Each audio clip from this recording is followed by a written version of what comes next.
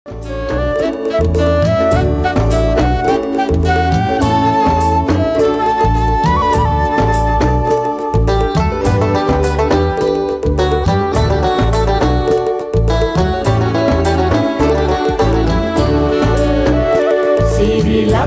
ඇසිදිසි සරසවි පින්දිම දොරින් දොරට දොර මඩලාවයි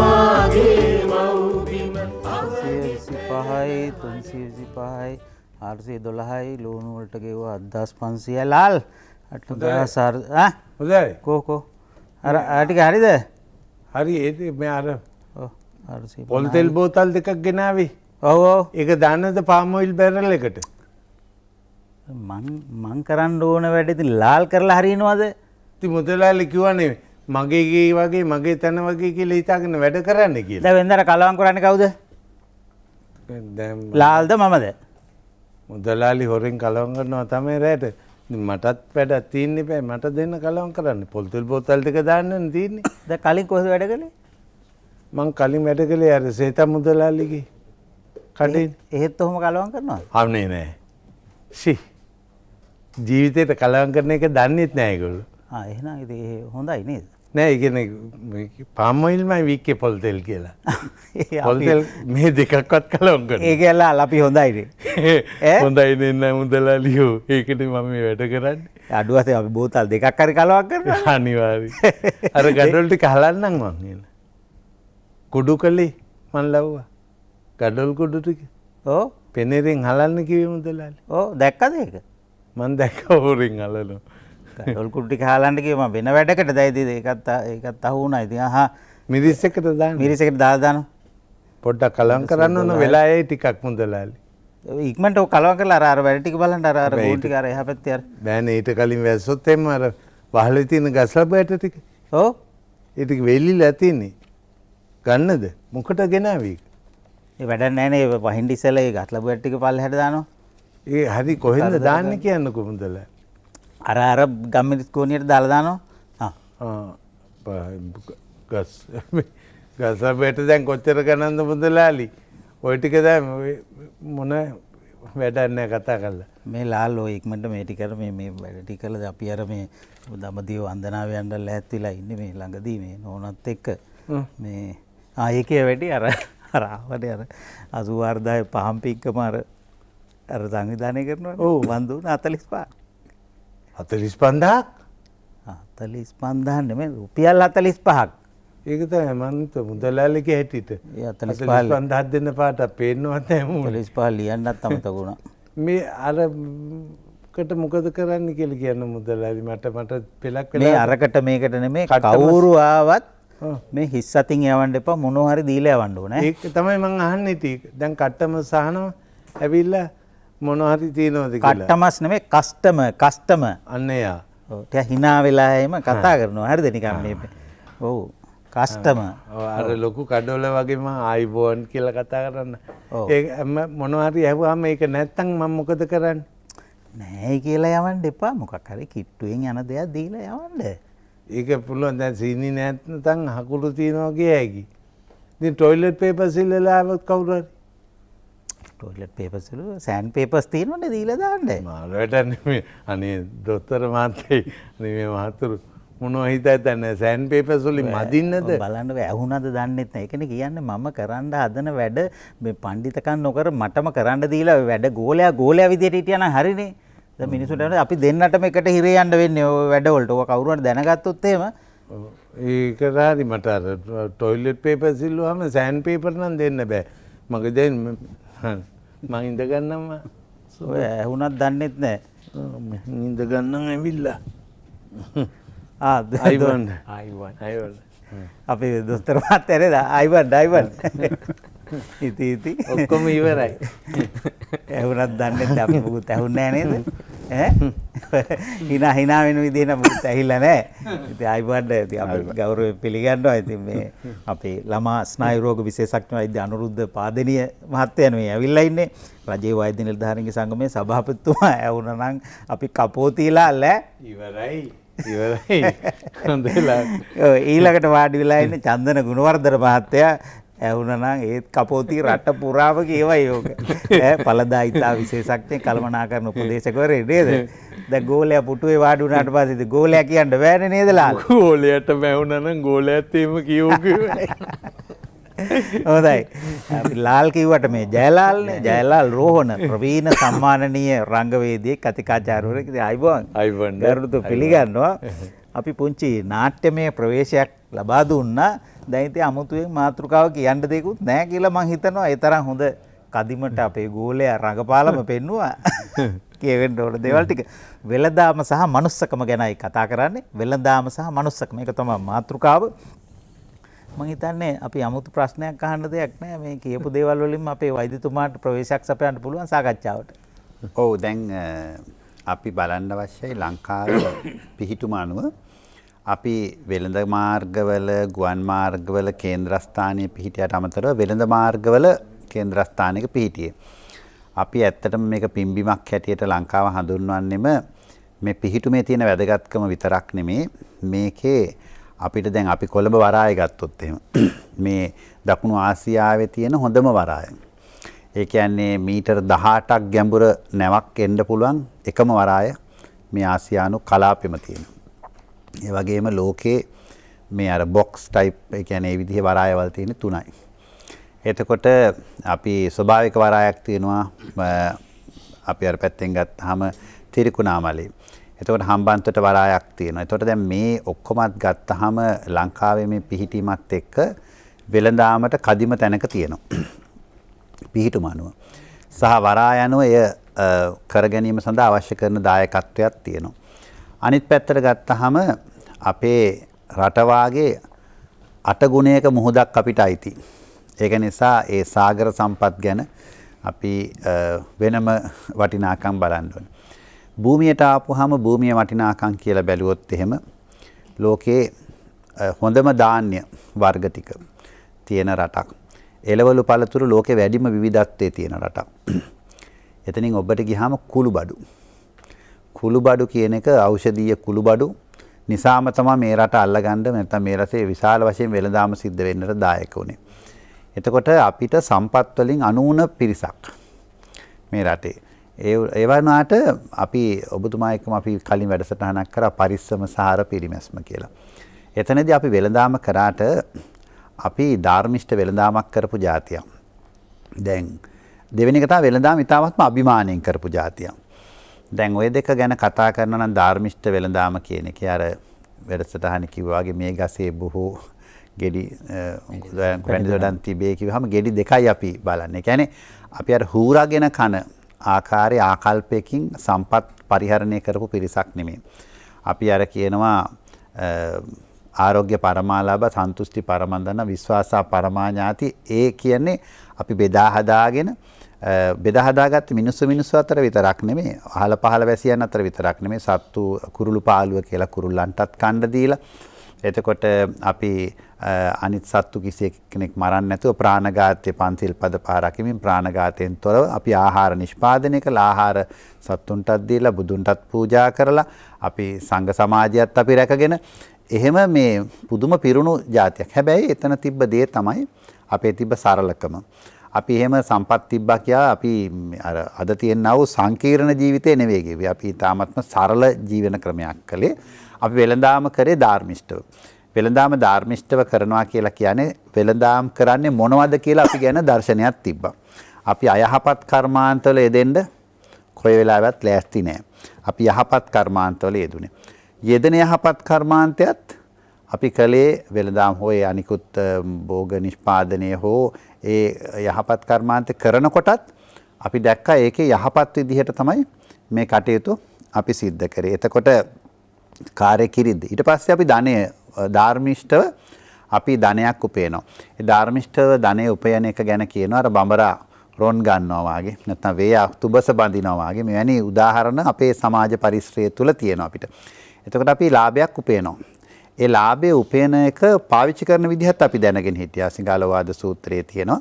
අපි උපයන ආදායමෙන් 4න් 1ක් වියදම් කරන්න, 4න් 2ක් ආයෝජනය කරන්න, තව 4න් 1ක් හදිස්සියකට ඉතුරු කරන්න. ඒ කියන්නේ අපි 4න් 1යි වියදම් කරන්නේ. තරම් අපේ ආදායම හොඳයි. එතකොට ආරෝග්‍ය පරමාලාභ නිසා අපි මේ උපයන කිසිදු දෙයකින් අපේ නිරෝගීකම අහෝසි වෙන දෙයකට අපි වියදම් කරන්නේ නෑ. අපි නිෂ්පාදනය කරපු ආහාරයක් වෙන්න පුළුවන්, අපි කරන වැඩක් වෙන්න පුළුවන්. හැම එකෙම තිබ්බේ අපේ නිරෝගීකම ආරක්ෂා වෙන්න, අපේ සන්තුෂ්ටිය ආරක්ෂා වෙන විදිහට තමයි අපේ මේ පෙළ ගැස්ම තිබ්බේ. ඊළඟ 4 වෙනි කාරණය තමයි දැන් අපි උපයපු ධනෙ අපි ගොඩ ගහ ගන්න කියලාත් අපිට සංකල්පයක් තිබෙන්නේ. අපි උපයපු ධනෙ වියදම් කළේ කොයි විදිහට? ධාර්මිෂ්ඨව. ඒ කියන්නේ අපි ඒක වියදම් කරන එක පිළිබඳත් මූලික අපේ දැනුම් සම්භාරයක් තිබා. අපි වෙනුවෙන් වියදම් කරා, අමුදරුව වෙනුවෙන් වියදම් කරා, නෑදෑය වෙනුවෙන් වියදම් කරා, දානමාන පන්සල් ඒ සඳහා වියදම් කරා විතරක් නෙමෙයි, මළගිය ප්‍රාණකාරයන් සහ අනිකුත් මේ ප්‍රේතයෝ වගේ ඒ වගේ අයටත් අපි දානමාන දීලා මේ වගේ අපි මේ අපේ භවභෝග අපි එකතු කරපු ඒ ආදායම අපි වියදම් කරා. එතකොට පේනවා අපි වෙළඳාමේදීම ගැනත් අපේ අතීත ඉඳලම සංකල්ප අපි ගත්තොත් එimhe ජාතක පොත ගත්තොත් එimhe පළවෙනි ජාතක කතාවම අපන්නක ජාතකය කියලා ගත්තත් ඒකේ තියෙන්නේ බුදුරජාණන් වහන්සේගේ බෝසත් චරිතයක් හැටියට වෙළඳාමේ දෙන හැටි, ධාර්මිෂ්ඨ වෙළඳාමේ දෙන හැටි. දැන් හිතලා බලන්න ඒ කතාව අපි ගත්තත් ගැල් 500ක් අරගෙන කාන්තාරයන් මැදින් වෙළඳාමක යනවා. එතකොට කොච්චර මේකේ බැඳිච්ච මේ කාරණා තියෙනවද? අද ගැල් 500ක් අපි සෙල්ෆෝන් 500ක් දීලා යවුවත් අපිට මේකේ මේ කළමනාකරණය කරගන්න වාහන 500ක් එක දිගට තිබ්බා.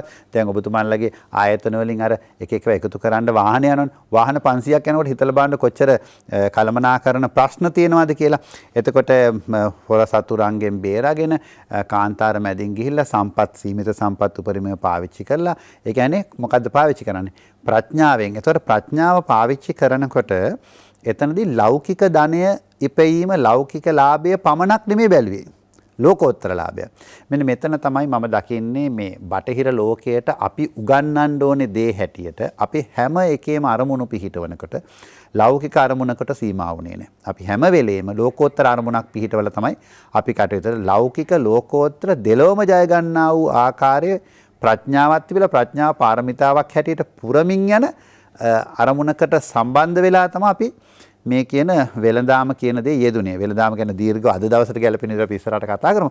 නමුත් ඔබගේ මාතෘකාව ගත්තොත් වෙළඳාම මනුස්සකමින් යුතුව කරන සංකල්පයෙන් පරිපූර්ණ අපි අද ඔබ දැන් පෙන්වනවා වගේ මේ මිරිස් වලට ගල් කුඩු ටික මොනවාද මේ ගඩොල් කුඩු ටිකක් දානවා නම් ඊට පස්සේ පොල් තෙල් ගැන මම වෙනම කතා කරන්නම්. ඒ ගැන දත්ත මගේ ළඟ තියෙනවා.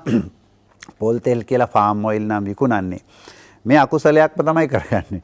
මේක මේ භවයේ සමහරුන්ට පළ දෙනවා, මේ නැතත් අපිට ඉදිරියේදී පළ දෙන විදිහට තමයි. ඊට අමතරව අපි අනිත් විකුණන දේවල්, වෙළඳාමේ යෙදෙන දේවල්, දේශීය වශයෙන් ජාත්‍යන්තර වශයෙන් වෙළඳාමේ යෙදීමේදී අපි ළඟ තිබ මූලික සංකල්ප බැහැර වෙලා කටයුතු කරන්න. ඒකට හේතුව තමයි බටහිර සංකල්ප වලට යටත් වීම. අපි බටහිර සංකල්ප ගැන ඉස්සරහට කතා කරමු.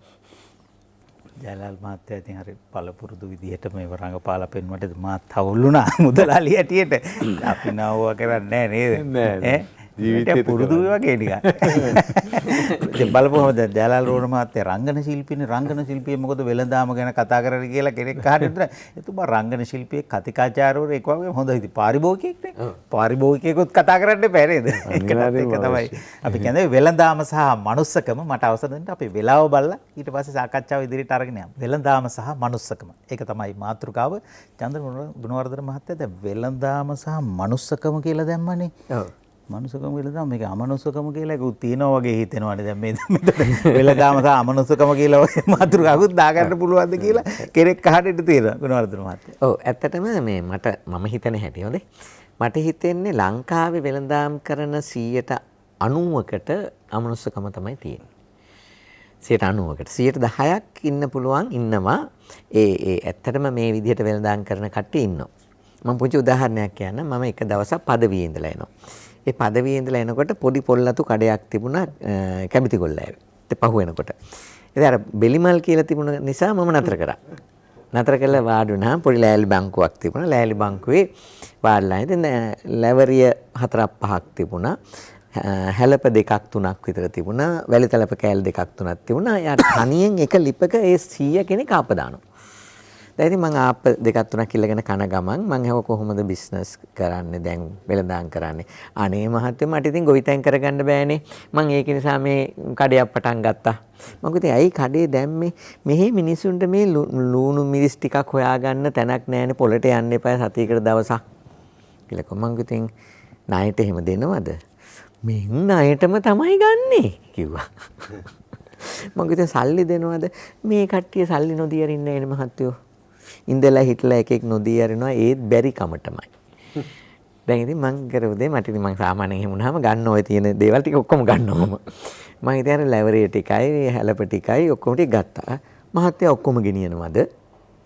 මං කිව්වා මං ගෙනියන්න තමයි ගත්තේ. අනේ අම්මේ දැන් ගමේ අයින්ට මං හැන්දෑවට තේ ටිකක් දෙන්නේ මොනවත් එක්කද? දැන් එයාගේ වෙලඳාම. දැන් මං කීයක් විතර හම්බ වෙනවද දවසකට? රුපියල් 600ක් 700ක් වෙලඳාම් වෙනවා මහත්තයෝ කිව්වා. දැන් මං ගණන් හදලා බැලුවා දැන් 110ක් ලාභ තියුවොතින් එයාට දවසකට තියෙන්නේ රුපියල් 600න් රුපියල් 60ක් 70ක් නේ. ඒකට හැබැයි ඒ අපේ ගමේ වෙළඳ කරපු ඒ තාත්තා ඒ සීයා හරි සතුටින් ඉන්නේ. එයා හරි සතුටින් ඉන්නේ. ඇයි? ඒකට හේතු ටිකක් තිබුණා. මොකද්ද හේතුව? අපේ මාතෘකාව. එයා මනුස්සකම ඉන්නේ කඩේ දැම්මේ. මනුස්සකම කිව්වේ එයා ගමේ මිනිස්සුන්ට අර ලුණු මිරිස් ටිකක් ගෙනහැල්ලා පොළට යන්නේ නැතුව ගමේ තියාගෙන විකුණන්න. ගමේ මිනිස්සුන්ට පහසුව සලසලා දෙන්න තමයි කඩේ දැම්මේ. ඉතින් මේක අපි තේරුම් අරගන්න ඕනේ. අපි ව්‍යාපාරයක් කරනවා නම් ලංකාවේ තිබුණේ ડોක්ටර් කියපු විදිහටම අපේ තිබුණේ අර සිටුවර සංස්කෘතියක්නේ. ඒ සිටුවරයා කියන එක්කෙනා පුදුමාකාර මිනිස්සෙක්. නිකන් වෙන්න බෑ. එයාට නිකන් ව්‍යාපාරිකයෙක් වෙන්න බෑ. එයා නිකන් පාරමිතාවක් පුරනවා වගේ කැප වෙලා පුදුමාකාර විදිහකට ඒක කරේ. අපි පස්සේ වෙලා තිබුණ තින් එයා හදාගත්ත සුදුසුකම් ටික පස්සේ කතා කරමු. නමුත් අපිට උනේ පොඩි වැරද්දක් වුණා. ඒ වැරද්ද තමයි මේ අපි ඔය යටත් විජිත සමයේදී හසන්ත යම් දේවල් අපිට බොරුව කියන එක අපිට ගෙනහැලා දැම්මා. එකක් තමයි අපේ තිබිච්ච අර සිටුවරයා ව්‍යාපාරික සිටුවරයා මුදලාලි බවට පත් කළා. ඒ කියන්නේ මුදලාලි කියන වචනේම තේරුම මුදලට ඇලුණු පුද්ගලයා. දැන් සිටුවරයා කියන එක්කෙනා එහෙම එක්කෙනෙක් නෙමෙයි. මහා සම්භාවනීය ගෞරවනීය කෙනෙක්. මුදලට ඇලිච්ච පුද්ගලයෙක් හැටියට අපි එයාව අර අධ්‍යාපන ක්‍රමය විසින්, කතන්දර විසින්, ජනකතා විසින් එහෙම මතයක් දැම්මා. දැමීම නිසා අර ව්‍යාපාර කරන එක්කෙනා ඒ වගේ චරිතයක් බවට ටිකෙන් ටික පත් කරා. පළවෙනි එක. ඊළඟ එක අපිට අධ්‍යාපන ක්‍රමය ආවනේ ඉංග්‍රීසි අධ්‍යාපන ක්‍රමය. ඉංග්‍රීසි අධ්‍යාපන ක්‍රමයේ ඔස්සේ අපිට සම්පූර්ණයෙන්ම හැදුවේ එංගලන්තයට සේවය කරන පිරිසක් මිසක් ලංකාවට සේවය කරන පිරිසක් නෙමෙයි. ඒ අධ්‍යාපන ක්‍රමයේද, ඒ නීති ක්‍රමයේද, ඒ ගනුදෙනු ක්‍රමයේද, ඒ බෙදා හැරීම් ක්‍රමයේද සියලු දේවල්. ඒතකොට ඒ සියලු දේවල් නිසා ටික අපි වෙනස් වෙවි තිබුණා. ඉතින් ඕක මම ওই මනුස්සකම නැති වෙච්ච හැටි වෙලඳාමේ මම පොඩි ලංකාවේ මෑත ඉතිහාසය හොඳේ 1950 මෙපිට ඉතිහාසයේ අර ටික වෙනම තියලා පොඩි කොටස් දෙකකට බෙදනවා. එකක් තමයි 1977 දක්වා තිබිච්ච අපේ ආර්ථික දේශපාලන සමාජ සංස්කෘතික ව්‍යාපාරික පදනම. ඊට පස්සේ 1977න් පස්සේ 78 දී විවෘත ආර්ථිකය කියන එක හඳුන්වලා දෙනවා. ඒ විවෘත ආර්ථිකයෙන් පස්සේ එදා සිට අද දක්වා තියෙන වෙළඳ ආර්ථික සමාජ සංස්කෘතික පදනම. දැන් ඒක වෙනස් වුණේ. ඔක මහත්මා ගාන්ධිතුමා කියලා තිනවා ඔබේ ගෙදර පිරිසිදු වාතාශ්‍රය ලැබීමට හුලං වැදීමට දොර කවුළු විවෘත කරන්න. එහෙත් ගෙදර තියෙන බඩු බාහිර ආදිය හුලඟට ගසාගෙන යන්නට ඉඩ නොදෙන්න කියලා. අපිට උනේ මොකද්ද? අපි දොරවල් ඔක්කොම ඇරියා. අපේ ගෙදර තිබිච්ච බඩු ටික ඔක්කොම ගහගෙන ගියා. අර විස බීජ ටිකක් විතරක් ගෙදර ඇතුළේ ඉතුරු වුණා හුලඟට ගහගෙන ආපු. අද අපි පීඩා විඳින්නේ, අද අපි දුක් විඳින්නේ මේ ලෙඩ්ඩු කන්දක් හැදිලා තියෙන්නේ. මේ මුළු සදාචාරය පිරිහිලා තියෙන්නේ. එතන ඒ ක්‍රමවේදයකින් තොරව දැන් අපි හිතමු කියුබාවත් ටික විවෘත ආර්ථිකයට යනවා. චීනෙත් ටික විවෘත ආර්ථිකයට යනවා. සිංගප්පූරේ තියෙන විවෘත ආර්ථිකයක්. අපි ඒ ක්‍රමවේදයකින් තොරව අයාලේ යන ව්‍යාපාරික ප්‍රජාවක් බිහි කිරීම කියන එක. ඒකේ ප්‍රතිඵලයක් හැටියට තමයි මනුස්සකම ගිලිහිලා ගිහිල්ලා අමනුස්සකම අද අපිට එකතු වෙලා තියෙනවා. වෙළඳාමට මානුෂීය මුහුණුවරක් කියලා වුණත් අපිට දෙන්න තිබුණා මාතෘකාව. වෙළඳාම වැඩි. මනුස්සකම එක බර වැඩි. වෙළඳාම සහ මනුස්සකම කියලා වචන දෙකක්ම තියෙනවා. දෙක ගැනම අපිට කතා කරන්න පුළුවන්. ඔබතුමා අර සිටුවරයා සිටුතුමා ගැන අනේපිඩු සිටුතුමානේ මතක් වෙන්නේ අපි කාටත්. අනේපිඩු සිටුතුමා කියන්නේ මොනතරම් මහා දානපතියද කරලා තියෙන වැඩ. මේ මුදලාලි කෙනෙක් කියන්නේ නැහනේ. අනේපිඩු මුදලාලි මේක හැදුවා, මේ අනේපිඩු මුදලාලි හැදුවා, අමිතෝදන මුදලාලි මේක හැදුවා. ඒව කියන්නේ කවුරුවත්. ඒත් බලපුවාම මුදලාලි නම තමයි එක්තරා විදියකදී අද අපි කිව්වා නම් එහෙම. බලන්න මේ වචනේට අද ලැබිලා තියෙන තැන ඉන්න තැන අනුව පොඩි කඩේකන මුදලාලි මට පේටියක් දාන්න මුදලාලි කියලා පොඩි කඩේ මුදලාලි. හැබැයි ඔය හැම තැනටම අපි මේ මුදලාලි මේක පාවිච්චි කරන්නේත් නැහැ. ඒ වුණාට හසන්ත සමා වෙන්න අපි නවලෝක කොහොමද කියන්නේ? ලංකාවේ හිටු පළවෙනි කෝටිපති ව්‍යාපාරිකයෙක් දාස මුදලාලි කියලා කිව්වේ. දාස මුදලාලි. ඒ අව탁ෂේරුවෙන්ම තමයි අපි ඒ සිටුවරු දිහත් බැලුවේ. එතන පොඩි ප්‍රශ්නයක් තියෙන. හැබැයි ඔය ව්‍යාපාරිකයා කියන්නේත් ඉතින් මුදලාලි මහත්තයාමනේ. ඈ දැන් ව්‍යවසායකයා ව්‍යාපාරිකයා ආදී වශයෙන් ටික බරසාර වචන දාලත් අපි මේ හඳුන්වන මේ පිරිස ගැනම තමයි අපි මේ කතා කරන්නේ. ඒක මෑත කාලෙකයි මම සමා වෙන්න ඕනේ කරදර ගන්න. ඒක විද්‍යෝදය විශ්වවිද්‍යාලයේ හිටපු සෝරත හාමුදුරුවෝ තමයි ඒක කරේ. සෝරත හාමුදුරුවෝ ඉස්සෙල්ලාම ලංකාවේ විශ්වවිද්‍යාලයක මේ ව්‍යාපාරික ඒ කියන්නේ අපි කතා කරන මාතෘකාව. හොඳ ආචාර ධර්ම තියෙන වටිනාකම් තියෙන ව්‍යාපාරික ප්‍රජාවක් බිහි කරන්න ඕනේ කියලා වාණිජ්‍ය විද්‍යා අධ්‍යයනාංශය කියලා එකක් පටන් ගත්තා. හාමුදුරුවෝ තමයි පටන් ගත්තේ. වාණිජ්‍ය විද්‍යා අධ්‍යයනාංශය. ඒ වාණිජ්‍ය විද්‍යා අධ්‍යයනාංශය තමයි පස්සේ කාලෙක ওই වාණිජ්‍ය කළමනාකරණ විද්‍යා පීඨය බවට පරිවර්තනය වුණේ. ඒ වෙලාවේ උන්වහන්සේගේ අදහස් අනුව තමයි ඔය අර ඒ උන්වහන්සේලාට හොඳ දැක්මක් තිබුණා.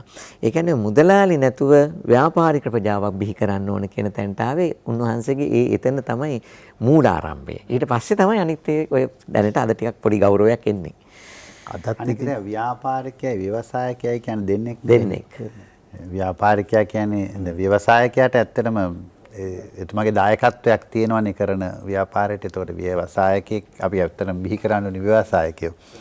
එතකොට ව්‍යාපාරිකයෝ කියන්නේ ඇත්තටම ව්‍යවසායකයෝ නෙමෙයි. කියන්නේ අලුතෙන් දෙයක් එකතු කරපු කෙනෙක් නෙමෙයි, තියෙන දේවල් විකුණන කෙනෙක්. මම හිතන්නේ සිටුවරයා කියන මාතෘකාව මේ ඔක්කගේම ගත්ත වටිනා සංකලනයක්. අපි අර මේ බණහඬ යන ආරණ්‍යක උන්වහන්සේ ඇහුවා අපෙන් රාජසභාවේ සමාජිකයෝ කවුද කියලා. දැන් අපි හිතන් ඉන්නේ මේ රජ කෙනෙක් කියලා කියන්නේ බොහොම ඒකාධිපති පාලකයෙක් වෙන්න ඇති. කියන්නේ අපේ 1505 අපි යටත් වෙනකන් තිබ්බ තත්ත්වේ නෑ. රාජසභාවේ ඊට වඩා පිරුණු ගතියක් තිබිලා තියෙනවා. දැන් රාජසභාවේ ඉන්න අය තමයි රජතුමා. ඊළඟට අග්‍ර මහේෂිකාව. ඊළඟට මහ ඇමති. ඊළඟට මහ සෙනෙවියා. මහ සෙනෙවියා කියන්නේ ආරක්ෂා බලා ගන්න හමුදාපතිතුමා වාගේ. ඊළඟට සිටුවරයා. ඊට පස්සේ පුරෝහිතතුමයි, රාජකීය වෛද්‍යවරයා ඉන්න පුළුවන්. ඉතින් අපේ කැබිනට් මණ්ඩලය වගේ ඒ බොහොම ඒ ඔක්කගේම එතකොට රජතුමා පළඳා ගන්න ඉන්න ඔටුන්න එතුමාට අවශ්‍ය නම් ඉතුරු සියලු දෙනාට විවෘතව කතා කරන ඔටුන්න ගලවලා තියෙන මෙතන තියෙන ඔර දෙපැත්තේ පීඨිකාව එකේ තිබ්බට පස්සේ ඒ අයට රජතුමා යාළුවෙක් අය කතා කරනවා. නමුත් නැවත ඔටුන්න දාගත්තාම අන නිකුත් කරනවා. නමුත් ඒ අනට පදනම් වෙච්ච කාරණා එකතු කරනකොට අන්ට යටත් උන්නේ. ඒ කියන්නේ අද දවසේ භාෂාවෙන් කියනවා නම් ඩිස්කෂන් එක යනවා. ඒ කියන්නේ ප්ලෑනින් වෙලාවේදී අධිරාජ්‍යවාදී ගතියක් දකින්න හම්බෙන්නේ නැහැ. හැබැයි ඉම්ප්ලිමන්ටේෂන් එකේදී ක්‍රියාවේ යෙදෙනකොට එක්සිකියුටිව් එකේදී විධායකයේදී එතුමා ගත්ත තීරණ ක්‍රියාත්මක කිරීම පසුබට වීමකින් තොරව ඉතාමත්ම ඥානාන්විතව ක්‍රියාත්මක වෙනවා. ඉතින් මේ විදිහට ක්‍රියාත්මක වෙච්ච නිසා දැන් අපි ගත්තාම මේ රටේ අතීතේ රජවරු 179 දෙනයි. වැව් 36000ක් හැදුවේ කොහොමද? ඒක අපි ගත්තොත් එම කොච්චර ලොකු මේ ව්‍යවසායකයක් හරි නැත්නම් කොච්චර ලොකු වැඩ සියලු දේවල් කෘතිම දේවල්. නමුත් ඒක ස්වභාවයත් එක්ක එකට බැඳිච්ච. ඉතින් මෙවැනි දේවල් නිර්මාණය කිරීම සඳහා තිබ්බා වූ ඒ තාක්ෂණික දැනුම සහ ඒ ක්‍රිපු ක්‍රමවේදයන් සහ නැවත උකහා ගන්න ඕනේ. ඒකට තිබිච්ච ධනය. ඔව් ධනය ගැන කියද්දී ඉතින් හැම වැඩකටම ධනය මුදල් ඕනනේ. දැන් බලපුවාම දැන් බලන්න මේ වැඩසටහන. දැන් මේ දොරමඩලාවටත් අනුග්‍රහක බවතුන් ඉන්නවා. සාදර අනුග්‍රහය අහවලා කියලා අපි දාන්නේ. ඕනෑම ප්‍රජා සත්කාරයක් වෙනත් දේවල් සමාජ සත්කාර නොඑක් දේවල් හොඳ දේවල් හැම දෙයකම අනුග්‍රහයක් ආයෙන් හරි සාදර අනුග්‍රහයක් ලැබුවා. දැන් ඉස්සර කාලේ වගේ ඒවා තිබුණ රූපවාහිනිය නැතිවන සාදර අනුග්‍රහය තපස්සු බල්ලුක වෙලඳ දෙබෑයෝ. නැත්නම් සාදර අනුග්‍රහය අනේ පිටු සිටුතුමා. කාරි මොකක් හරි තමයි දාන්න නේද? එහෙම සමාගම් තමයි ඒ කාලේ තියෙන. ජලාලුවන් මහත්තයා මේ අවසරය දෙන්න අපේ විද්වත් මණ්ඩලයේ මේ ආචාර්ය හසන්ත මැතිතුමා මේ මට අද හරි සන්තෝෂයි. මොකද පළවෙනි වතාවට මම ඉන්නේ මේ මණ්ඩලයත් එක්ක මෙතුමාලත් එක්ක. ඉතින් මට හරි ආසයි. එහෙම විවිධ විද්වතුන් හඳුනා ගන්න ලැබීමත් බොහොම සුන්දරයි. ඔවුන්ගේ අදහස් දැනගන්න ලැබිච්ච එකත් වටිනවා. මට හිතුණා මේ වෛද්‍යතුමා කිව්වත් එක අර මේ අපන්නක ජාතකයත් එක්ක ඔය බෞද්ධ ඉතිහාසයේ සාහිත්‍ය ඉතිහාසයේ වගේ තව හොඳ තැනක් තියෙනවා. ඔතනට එන්නේ මනුස්සකමෙන් වෙලඳාම කියන එක අද මාතෘකාව වෙලා තින්නේ අපිට කතා කරන්න. අමනුස්සකමෙන් වෙලඳාම තියෙන ඉඳන්නේ. සුදු තින්නේ කළු වින්දනේ. ඒ වගේ හොඳ තින්නේ නරක හින්දා. ඉතින් මේ මනුස්සකමේ වෙලඳාම ගැන කතා කරන්නේ අමනුස්සකමේ වෙලඳාම තියෙන හින්දා. මේක කච්චපොට සේරි වාණිජිකින් නේද පටන් ගන්න. ඒක තමයි බෞද්ධ කතා ටිකත් අරගත්තාම බයිබලයේ තුනක් තියෙනවා මේ සුඳුරු කතා. එහෙම එක පැත්තකට යන්නම නරකයි, මේ වාදී වෙන්න නරකයි. නමුත් ජීවිතේට ගන්න පුළුවන් ඊටාම හොඳ දේවල් ටික මේ උපදේශවල තියෙනවා. බෞද්ධ උපදේශයේ හරිම වටිනා කියන දේවල් ටිකක් ජාතක කතා කොටසේ තියෙනවා. මාටින් වික්‍රමසිංහ මැතිතුමා මේ හරි අපූර්ව කතාවක් ලියනවා. කුමක්ද මේ ඔබ කැමතිද අවුරුදු 500ක අත්දැකීම් ඔබේ ජීවිතයට ගන්න? ජීවිතයට බෑනේ. අපි ඉන්නේ ටික කාලේ. එසේනම් ඔබට අවුරුදු 500ක අත්දැකීම් ලබා ගන්න ඕන නම් කරුණාකර ජාතක කතා පොත කියවන්න කියලා කියනවා. ඒක නිසා මං හිතුවේ ඔබ ඔය අපි අද තෝරාගත්තු මේ මාතෘකාවේ ඔය කොටසේ හොඳයි නරකයි දෙකම තියෙනවා. දැන් මනුස්සකමෙන් වෙලඳාම කරන අය තියෙනෝනේ. ඒකත් මෙතුමාත් කිව්වා දැන් මතක් කළා එක වෙලාවක. දැන් එහෙම වෙන්නේ දැන් නම් හරියට වෙන්නේ දන්නා දුරන කට්ටමස්ලාට නේ. කට්ටමස්ලා. දන්නා දුරන කට්ටමස්ලාට. කට්ටමස් වෙන්නත් පුළුවන්. කෙසේ වෙතත් ડોක්ටර් ඔබතුමාටත් මෙහෙම වෙලා ඇති. දැන් අපි ඔක්කොම බඩුවක් මූට්ටුවක් ගන්න යනවනේ. මේ තමන්ගේ නිවෙස් වටාපිටාවේ පරිසරේ අපිව නිතර දැකලා පුරුදු මුදලාලි මහත්මයෙක් ඉන්න පුළුවන්. උදාහරණයක් අපි හිතුව මාළු කඩේ අපේ ගෙවල් ගාව තියෙන මාළු ලෑල්ල එහෙමනේ කියන්නේ. එතුමා දන්නවා. අපි එනකොට දන්නවා මාත්‍යට පොඩි මාළු නේද ඉල්ලන්නේ. පොඩි මාළු නම් අද නෑ මාත්‍යා. ඒ කියන්නේ මේ කට්ටමස්ගේ ඔක්කොම හැංගීම් පවා දන්නවා එයා. ඒ නිසා ඒ වගේ පාරිභෝගිකයෙක් ළඟට එනකොට ඉමින් අර වටපිට බලය ගන්න එපා කියන එක තමයි මේ. ඕම කියනවා ඉංගි. දැන් මන්න ජීවිතේට ආයි අහන්න යන්නේ ඇයි කියලා. මම දන්නවා. එතුමා එපයි කියන්නේ එතුමා අවංකවම දන්නවා මේ විකුණන මාළු යන අවුල්ම මාළු ටිකක් විකුණන්නේ කියලා. ඒවට නිතර එන කට්ටමස්ලාට නෑ. නිතර දකින මහත්වරුන්ට ඒ මහතයක්. අනිතාට පේන්නත් බෑන එක නොන්නේද කියාගෙන කොවිසාලකි අමි ගන්න 500 ඒවත් ඒ ඇසයාගේ ව්‍යාපාරය කරන්නත් ඕන. නැත්තම් එයාගේ දූදරුවෝ හදාගන්න ජීවත් වෙන්න බෑ. අද බත් වෙල කන එකේ වටිනාකම ඒ වැඩ ටිකේ තියෙන්නේ. මෙන්න මෙහෙම කොටසකුත් තියෙනවා. එතකොට ඒ අවංක සහ මේ මනුස්සකමින් යුතු වෙලෙන්ද මත වෙන්නේ ලංකා සමාජයේ ඔන්න ඔය වගේ තැන්වල වැඩි. ජයලල් මහත්තයා අපි වෙලාව පොඩ්ඩක් බලමුද? බලමු.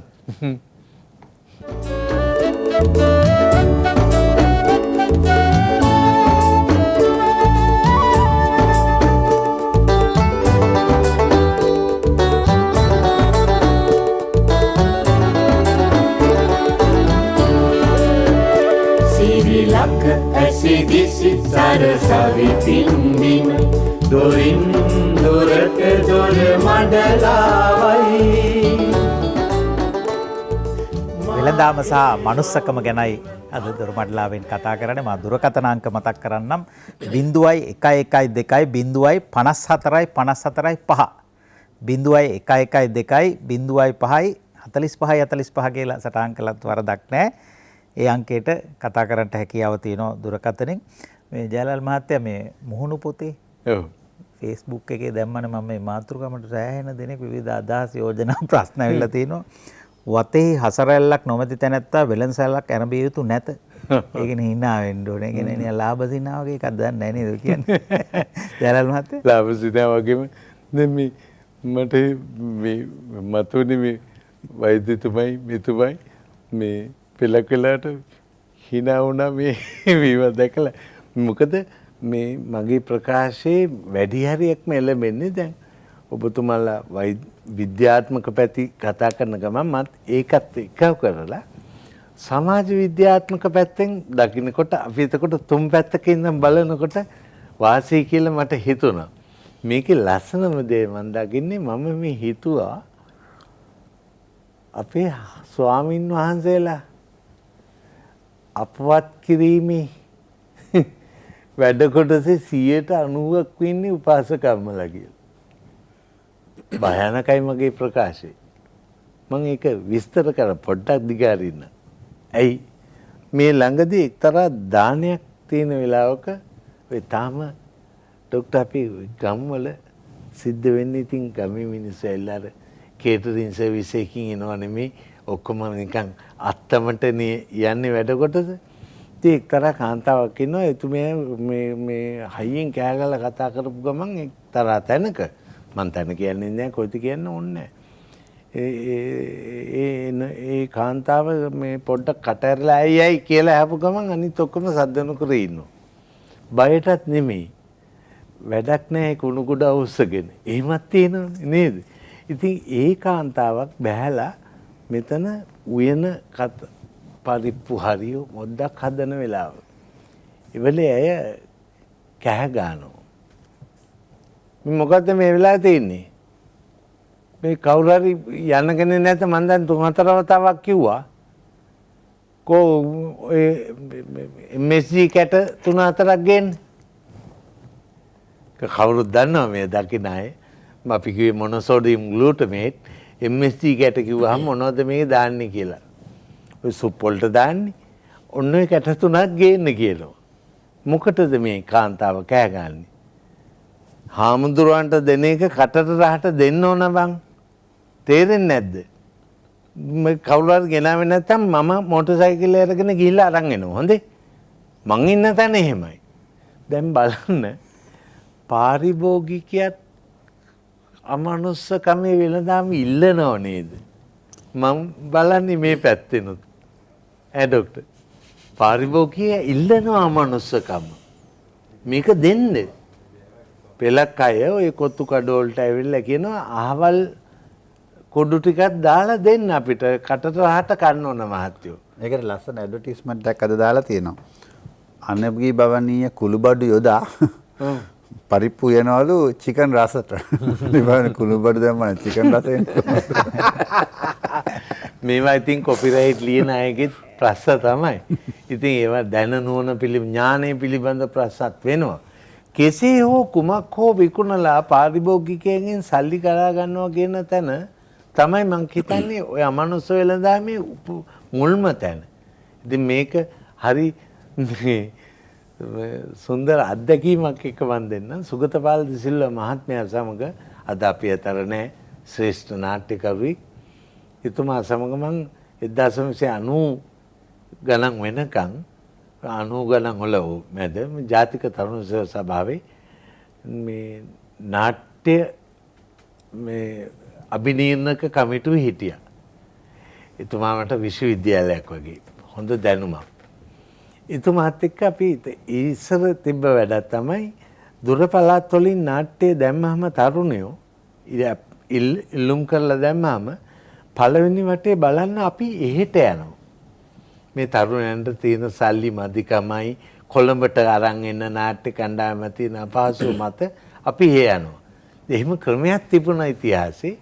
මේක නිසා ජාතික තරුණ සේවා සභාවේ චරිත රත්නත් මහත්තයා හිටියට සභාපති එතුමා වාහනයක් දීලා තිනවා දැන් අපිට ගිහිල්ලා වටේම නාට්‍ය ටික බලලා එන්න. කාලයක් මංගල සේනානායක මහත්තයා ගියා. ඉතින් කෙසේ වෙතත් අපිට තිබ්බ දුර ගමනක් ගිහිල්ලා එන ගමන් ගම්පොළ හරහා එනවා. නෝට සුගතපාල සිල්ල මහත්තයා කිව්වා ජයලාල් දන්නවද මම මේ දකුණේ ඒ වුණාට වැඩිපුර හිටියේ ගම්පොළ. ඒයි අපේ තාත්තා මාව ගෙනත් දැම්මනේ උඹ හිටියොත් හැදෙන්නේ නැහැ කියලා ගම්පොළ මේ ගෙනල්ලා දැම්මලු මාමා කෙනෙක් ගාවට මාමාට බේකරියක් තියෙන නිසා පන් හදන්නවත් පුරුදුයන් කියලා. ඉතින් මෙයා ඇවිල්ලා ඒ වැඩ පුරුදු කරගෙන ඒව මට අල්ලන්නේ නැහැ ජයලාල් කියනවා සුගතපාල මහත්තයා. කියන එහා පැත්තේ තියෙනවලු පොත් කඩයක්. මේ ඔතන දිහා බලා ඉන්නවලු ඉන්න ගමන් ගෙවලු එතකොට ඉංග්‍රීසි අධ්‍යාපනයක් තියෙනවා දුර පළාත්වල. මේ මාමට කිව්වලු මට මේක හරියන්නේ නැහැ මම පොත් කඩේට දාන්න බැරිද කියලා. ඔහොම ගිහලා පොත් කඩේට ගිහලා ඒ පොත් කියපු විස්තර ඔක්කොම ගොඩක් කිව්වා. හරි ලස්සනයි. බොහොම ගුණාත්මකයි වටා පිටාව. මාමගේ බේකරිත් පාන් හදන්නේ හරියට. ටික කාලයකට පස්සේ ගියාම මාමගේ පුතා ඉතින් ඒක දියුණු කරගෙන හෝටලයකට එක්ක බේකරියක් තියෙනවා. දැන් ඉන්නවද දන්නේ නැහැ ජයලාල් අපි පොඩ්ඩක් යමුද බලන්න කියලා. මෙන්න මේ කැලල තමයි වටින්නේ. මං කිව්වා යමුකෝ සර් කියලා. කියලා නැවතුවා. මේ හරි තමයි අරක වෙන්නේ නැති බේකරි කියලා ඔහොම ඇතුළට ගිය ගමන් අර මිනිස්සයා බේකරි මේ ඒ කඩ ව්‍යාපාරිකකම සුගත් කොහෙද මේ කියලා ඇහුවා. ඉතින් පාරපන් දැනගත්ත හරි වැඩි. එන්න ඉතින් කොහොමද කොච්චර කාලයකට පස්සේද ඉඳගන්න කියලා ඇතුළට ගිහලා ඉඳගත්තා. ළමයා අර බීම් බෝතල් දෙකක් ගෙන්න. ඔව් විදුත් දෙකයි. ඔහොම කිව්වා. මාත් බලලා හිටියා මමයි සුගතපාල සිල්වා මහත්තයයි. ඒතර මුදලාලි මහත්තයත් ඉන්නවා. මේ දැන් බීම් බෝතල් දෙක ගෙනා විදුරු දෙක තිබ්බා. සුගත් මහත්තයා ඇහුවා තව විදුරුවක් එපා බීම් බෝතලයක් නැත්තත් කමන්නේ තව විදුරුවක් ගෙන්න කියන්නේ. මොකට සුගත් කියලා ඇහුවා. ඉතින් ඔයාටත් අපි බොමු තුන් දෙනාම. මගේ බල්ලවත් ඔව බොන්නේ. එයාගෙම කඩි. එයාම විකුණන බඩු. යම් කිසි පැණි බීම මගේ බල්ලවත් ඔව බොන්නේ නැහැ කිව්වා මම ප්ලේන් ටියක් බොනු ඇරෙන්න. මේ හොඳ තේකොළ දිනවා කිව්වා. හරිම මරුනේ. ඒ කියන්නේ වෙලෙන්දා දන්නවා මේක. දැන එයාගේ වෙලඳාම කරගන්න ඕන හින්දා එක කරගන්නවා.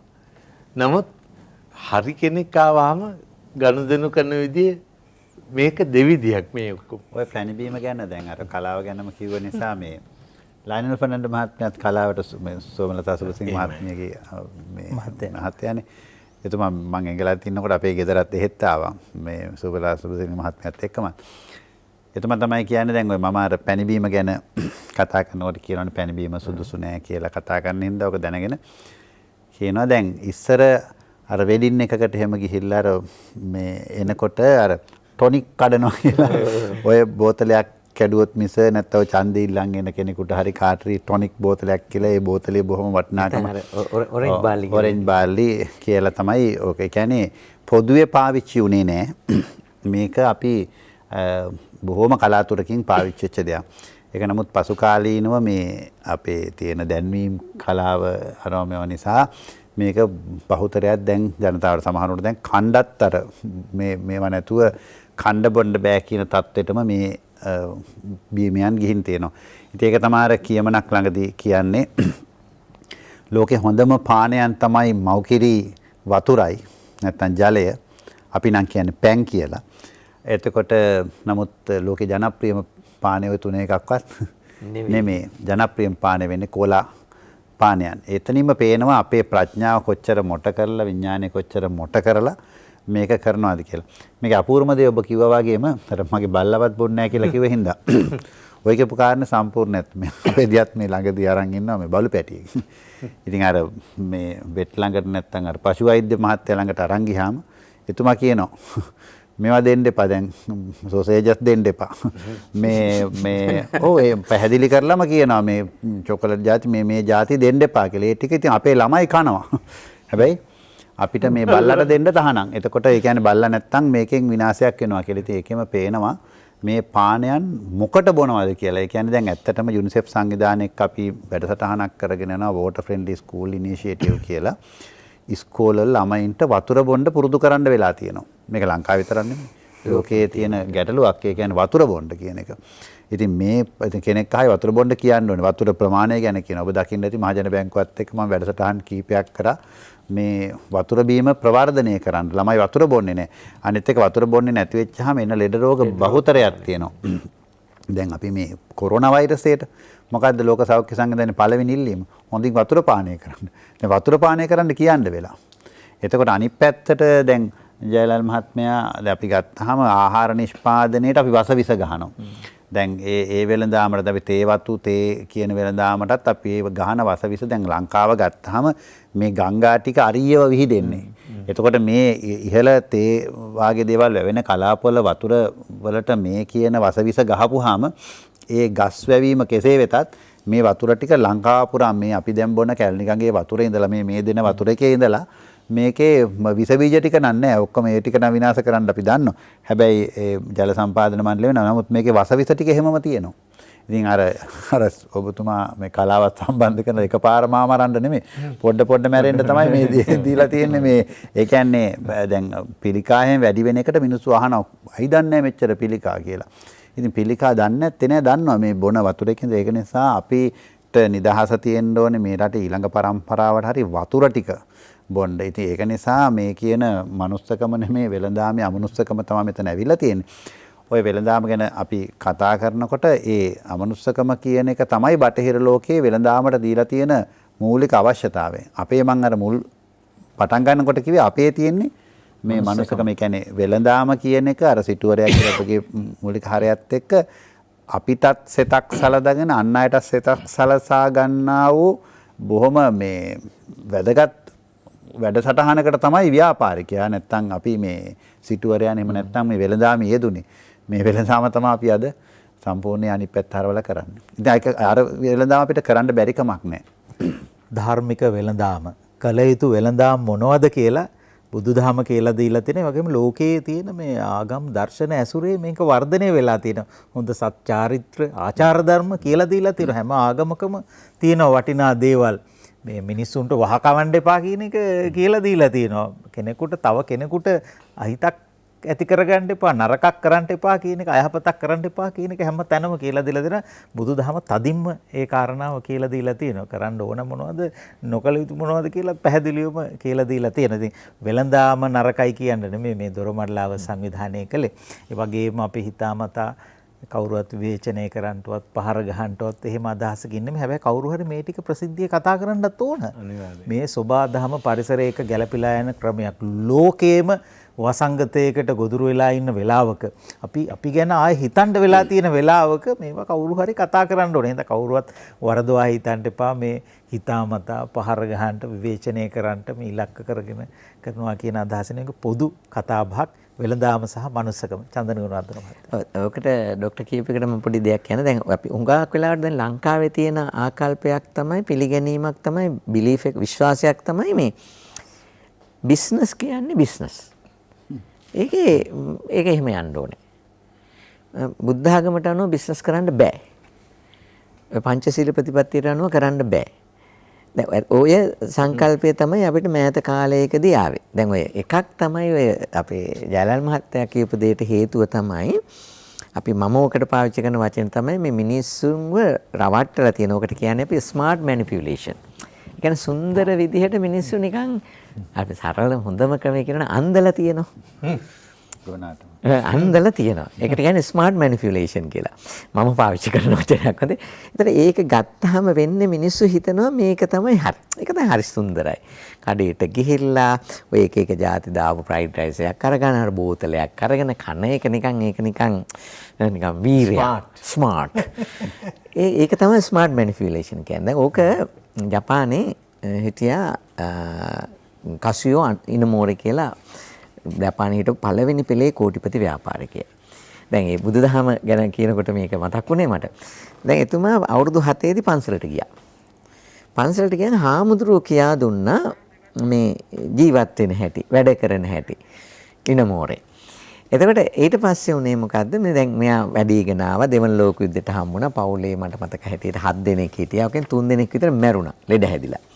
මෙයාගේ ජීවිතේ පටන් ගත්තේ පාරායිනේ. කඩදාසි බෑග් හදලා. හැබැයි හැමදාම හාමුදුරුවන් කියා දුන්න අර ව්‍යාපාරික රහස තියෙනවනේ. ඒක එයාගේ හිතේ වැඩ කරනවා. දැන් හැබැයි එයා ඉගෙන රසායන විද්‍යාව උපාධිධාරියෙක් වුණා. ඊට පස්සේ රස්සාවකට ගියා. රස්සාවකට ගියාම ඒ ටයිල් කම්පැනි එක තමයි රස්සාව හම්බුනේ. ටයිල් කම්පැනි යන්නේ මේ අර හාමුදුරුවෝ කියා දුන්න දෙයට පටහැනි එකක්. දැන් මෙයාට ඉන්න බෑ. මෙයා මොකද කළේ? අස්සලා ගියා. අස්සලා ගිහිලා එයා බිස්නස් පටන් ගත්තා. බිස්නස් පටන් අරගෙන ජපානයේ ඉන්න පළවෙනි පෙළේ කෝටිපති ව්‍යාපාරිකයෙක් වුණා. එයාගේ මූල ධර්මය තමයි එයාගේ ව්‍යාපාරවල සියලුම කාර්යයන් බුදුරජාණන් වහන්සේගේ කාර්යයන් කියන එක. ඒ අනුව තමයි එයා කියොසීරා කියන සමාගම හැදුවේ. ඒ අනුව තමයි ජපන් එයාලයින් හැදුවේ. එයා තමයි පූජි හාමුදුරුවොත් එක්ක එකතු වෙලා පූජි බැංකුව හැදුවේ. හදලා දවන්ත ව්‍යාපාරිකයෙක් වුණා. ඊට පස්සේ එයා තීරණයක් කළා තුන අවුරුදු 60 දී මහාන වෙන්න යනවා කියලා. නමුත් මහාන වෙන්න යන්න එයාට ඉඩ දුන්නේ නැහැ පුතාලා. දුවලා ඊට පස්සේ 65 දී ගියා. 65 දී ගිහිල්ලා ජපාන් එයාලයින් එක බංකොලොත් වුණා. බංකොලොත් වුණාම ආය හාමුදුරුවෝ ගෙනාවා. ඒක අර විදිහට ආය ප්‍රොෆිටබල් කම්පැනි එකක් කරන්න.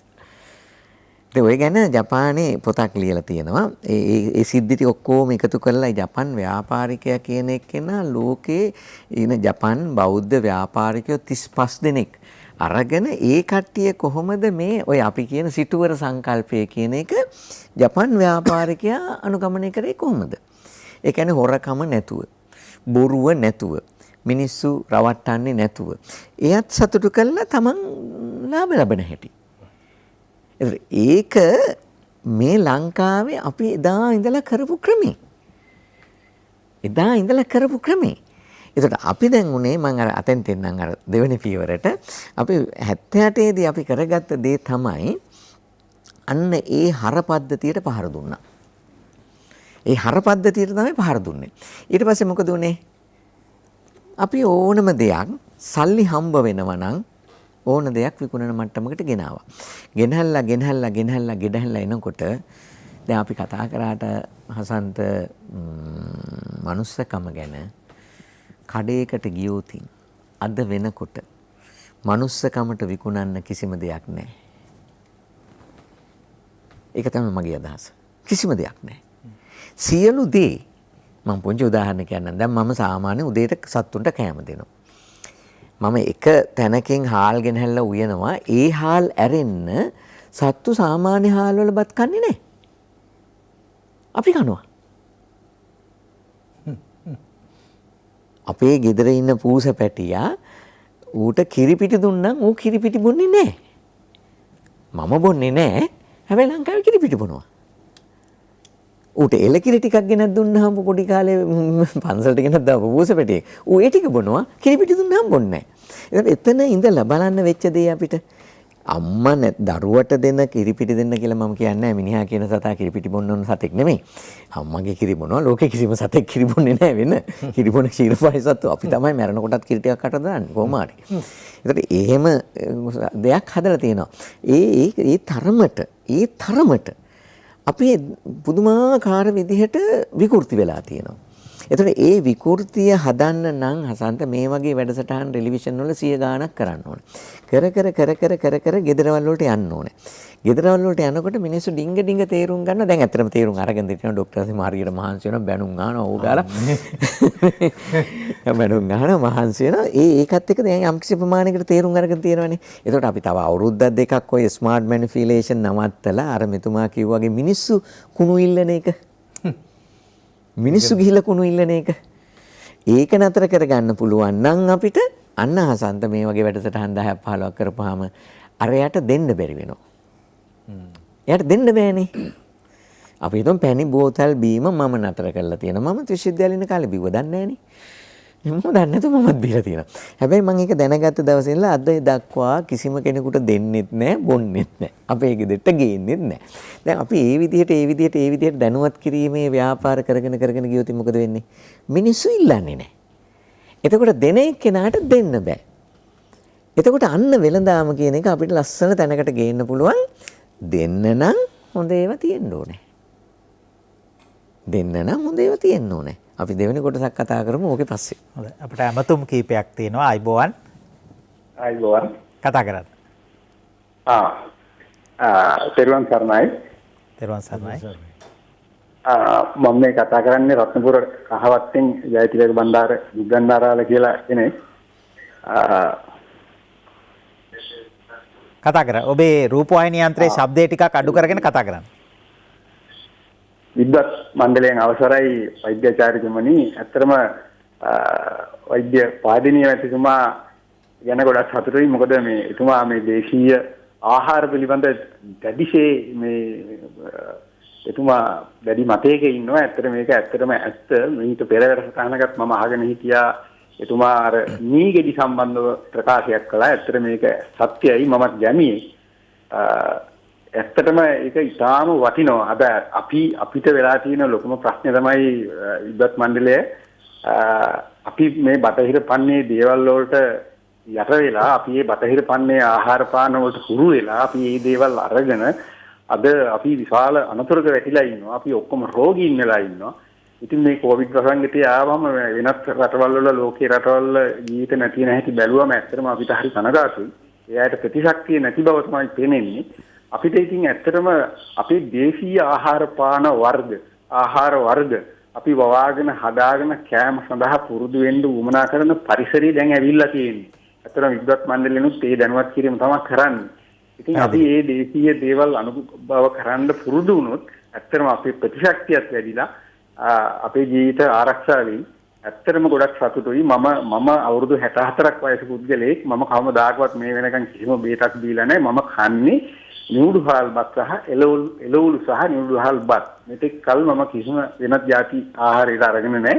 මම මේක හොඳට අත්දැකලා තිනවා. අඟුණ කොළ, දේල්, කොස්සැට මෙන්න මේ වගේ දේවල් ආහාරයට ගන්න පුරුදු වුණොත් අපේ ජීවිතය ඇත්තටම මීට වැඩිය ජව සම්පන්න ශක්තිමත්ව ඉදිරියට ගෙනියන්න පුළුවන් කියන එක මගේ නම් ඇත්තටම හැඟීමයි මේ. හොඳයි. බොහොම ස්තුතියි. බොහොම ස්තුතියි. ඔබතුමාටත් නිදුක් නිරෝගී සුවය ප්‍රාර්ථනා කරන තවත් ඇමතුමක් තියෙනවා. අයිබෝවන්. ආයුබෝවන් හසන්ත මහත්තයා ඇතුළු සියලු විද්වත් මණ්ඩලයටම විද්වත් මණ්ඩලයෙන් අවසර ගන්නවා.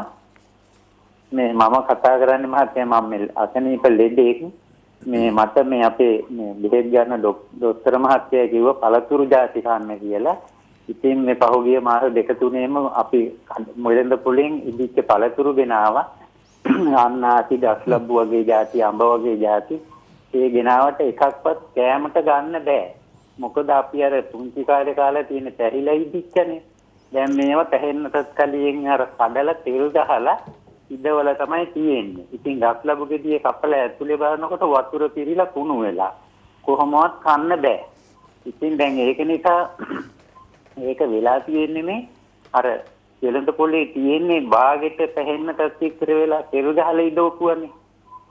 ඉතින් ඕවා අපි ගෙනල්ලා කපලා බලනකොට කුණු වෙලා අපට කන්න බෑ. දැන් කුරුසි කර්ම දෙපාර්තමේන්තුවේ මහත්වරු ඉන්නවා මේවා ගැන හොයා බලන්න පුළුවන්. ඒවට මේ නීති මගින් කටයුතු කරන්න පුළුවන් ඇති කියලා මම හිතනවා. ඉතින් ඒ වගේ දේවල් මේ අර තෙල් ගහලා ඉදවන එකේ තෙල් පවා මේ නැති කරන්න පුළුවන් සත්‍යයක් ආවොත් අපට හොඳ අපේ ළමයින්ට උනත් අනාගතයේ මේ හොඳ පළතුරු ගෙඩියක් ගන්න පුළුවන් තත්යකට ගන්න පුළුවන්ද කියලා පොඩ්ඩක් බලන්න. ඒවා නීති මගින් නඩු පවරන්න පුළුවන් ඉතින් මේ පැහැදිලි. මේකෙන් හොඳයි බොහොම ස්තුතියි ජයලාල් මහත්තයා. මට හිතෙන්නේ ওই කතාව කොටසත් එක්කම අදගත්තත් හොඳයි. මොකද මේ පාරිභෝගිකයා දැනුවත් නැහැ. එහෙම කටයුතුක තියෙන අපි ස්තුතිවන්ත වෙනවා මේ IT නායතනයට. මන්නම් පුද්ගලිකවම වැඩි. මොකද මේ සාකච්ඡාව මේ පිළිබඳව මේත් මදි. හොඳට ගෙනියන්න වටිනවා මේ. මොකද දැන් භාණ්ඩයක් ගත්තාම අපි හිතමු රසායනික සංයෝගයකින් යුක්ත භාණ්ඩයක් පැණි බීම මොනවා හරි පැකට් එකක්ද බෝතලයක්ද ඒක යට ගහලා තියෙනවනේ ඒව මොනවද කවුද දන්නේ? ඒවා දැනගන්න පුළුවන්. දැන් ඇත්තටම මේ ළඟදී මේ ජයලාල් මහත්තයා මේ දැන් අපි වෛද්‍ය ශිෂ්‍ය මම රජරට වෛද්‍ය පීඨයේ මේ ළමා රෝග අංශ ප්‍රධානී හැටියට ඉන්නවා. දැන් ඒකේ මේ අර අපිට දෙනවනේ මේ කට්ටිය පාස් අවුට් ලා යනකොට පොඩි සංග්‍රහයක්. දැන් මේකටත් ඔය බෝතල් ටිකක් තමයි ගෙනල්ලා තිබ්බේ. ඊට පස්සේ මම කිව්වා බෝතල් වල පුංචි අකුරු කියවලා ඒක අර බෝඩ් එකේ බ්ලැක් බෝඩ් එකේ ලියන්න කියලා. ලියලා ෆෝන් හැමෝටම තියෙනවනේ දැන් ෆෝන් ලංකාවේ මිනිස්සු ගන්නට වඩා ෆෝන් තියෙනවනේ. ඒක අර නම්බර්ස් ගහලා බලන්න කියලා මොනවද කියලා. ඒතර එක කෙනා මේක පිළිකාකාරකයක් මේ අනිත් එක කෙනා පෙනාල්ලට හොඳ නැහැ කියලා මං හිතුවා දැන් බොන්න එනවා. දැන් ඉතින් ඒක නිසා අර ඔබ කිව්වා වගේ අර උපාසක නෝන්ලා ගිහිල්ලා ආමුදුරෝ අපවත් කරනවා වගේ මං එහා මේ බයික තරහටද මේක ගෙනාවේ කියලා. මේ විදිහට අපි ඇත්තටම දරුවන්ට කියලා දුන්නාම මේක අහනවා. ඒක ගන්නවා. ඊවැලියු කියන එක කියා දුන්න ගමම්ම අපි දන්නේ නැහැ. යාළුවා කියා දුන්නා මගේ චිල්ඩ්‍රන්ස් කැම්ප් වල මම කරනවා ඒක. කරපුවාම යාළුවා ගෙදරවල වල ගෙනහිල්ලා අම්මලා තාත්තලාට තර්ජනය කරනවා ගේන්න එපා කියලා. ඔව්. අනිතර ප්ලාස්ටික් බෝතලේ වතුර බොන එකේ. බෝතලේ යට ගහලා තියෙනවා ඒ ලාංඡනේ. මේ ලාංඡනේ Google කරලා බලපුවාම ඒ බෝතල් හානි කරයි. දැන් ජනාධිපතිතුමාට මම ගිහින් කිව්වා මේ ප්ලාස්ටික් බෝතල් ලංකා සමහර රටවල් වල පාවිච්චි කරන්නේ අඩුම ගානේ රාජ්‍යාංශයේ ආයතනවල. දැන් ජනාධිපති කාර්යාලේ නම් වීදුරු වල තමයි වතුර දෙන්නේ. දැන් මං කියන්නේ අනිත් ආයතන ටිකත් ඒ පෙළ ගැස්ම වෙන්න ඕනේ. මම සමහර දේශන දීලා තියෙන පෞද්ගලික ආයතනවල පෞද්ගලික ආයතනේ දේශන දීලා එළියට එනකොට මම දකිනවා ප්ලාස්ටික් බෝතල් ටික අයින් කරනවා. ඒ තරම් ඉක්මනින් තීරණ ගන්නවා. ඒකේ අර මයික්‍රෝ ප්ලාස්ටික් ප්‍රශ්නේ. ලෝකේ තියෙන දරුණුම එක. මම ඔබතුමාලා දෙපළටම එකඟයි. මම මේ කිව්වේ කවුද දන්නේ කියලා කිව්වේ වෙන කාරණයක් ඉස්මතු කරන්න. මේ කටයුත්ත අපි ඔක්කොම දන්නවා. දැන් මයිගාව මගේ පරිගණකේ මම ඕක ඉවැලියු ලිස්ට් එකක්ම දාගෙන තියෙන්නේ. මේවා තියෙනවද බලන්න දුවේ පුතේ මේ බලන්න මේවා තියෙනවද මෙහෙමයි ඔක්කොම කියලා දෙනවා. මං අහන්නේ මෙන්න මේ රුදාව හැම පාරිභෝගිකයෙකුටම ඇති විය යුතුයි. දැන් ඒක නෑ. ඒ කවුද දන්නේ කියලා ඇහුවේ මනුස්ස අපේ ලාංකික ඒක හොයන්නේ නෑ. ඒගොල්ලෝ හිතනවා මොනවා හරි ඉහළ වැඩක් වෙන්නේ නැති මේ ලොකු කතන්දරයක් වෙන්නේ නැති මේ ගහලා තියෙන්නේ. හරි මරු දැන් අර අපි හිතමු මේ ඇවිල්ලා තියෙනවනේ කලර් කෝඩ් එකක් යන එකක්. දත් බෙහෙතෙන් දැන් මේක තියෙනවා. ගොඩක් දෙනෙක් මේක ගහලා තියෙනවා. ගොඩක් දෙනෙක් මේක බලන්නේ නැහනේ. තද නිල් පැහෙන් ගහලා තියෙනවනේ මොකද්ද? රසායනික වැඩි එකක්ද? කොළ පැහෙන් ගහලා තියෙනවනම් ඒක ග්‍රීන් මේ බහන්ඩේ හර්බල් මේවා තෝරගන්න විදි. දැන් මං කියන්නේ මොනවා හරි ව්‍යාපාරයක් වෙන්න අපි ඔක්කොම ඒක දෙයක් කරනවා. මං ඒක පිළිගන්නවා. මං කියන්නේ ඒකත් ප්‍රමාණවත් මදි. මේකට විශාල ජනමාධ්‍ය ආයතන කීපයක් ජාලගත වෙලා අරගෙන යන්න ඕන විදිහේ වැඩක්. හැබැයි ඒක බාධා සහිතයි. මොකද හෙට ඉපදෙන ළමයා පවා හිමීට බහතෝරනකොට මේ කෝඩ්ස් ඔක්කොම ටික අඳුර ගන්න පුළුවන් සමාජයක් බිහි වුණොත් මං කිව්වේ වඩා හොඳ වෙන්න නම් එතකොට අපි දන්නවා මං පාරිභෝගිකයා මං ගන්න මේ භාණ්ඩය භාවිතයට සුදුසුද? මේ ගහලා තියෙන ත්‍රිකෝණයක් හදලා මොකද්ද මේකේ ගහලා මේ මොකද්ද මේ 15 කියලා ගහලා තියෙන්නේ? ඇයි 15 ගහන්නේ? ඇයි 8 ගහන්නේ? මේකට තේරුමක් තියෙනවනේ. නිකන් මිනිස්සු ආසාවට මෝස්තර ඇද්ද මේ ගහලා තියෙන්නේ. නේද? මෙන්න මෙහෙම සොයා යාමේ තත්ත්වය අඩුයි.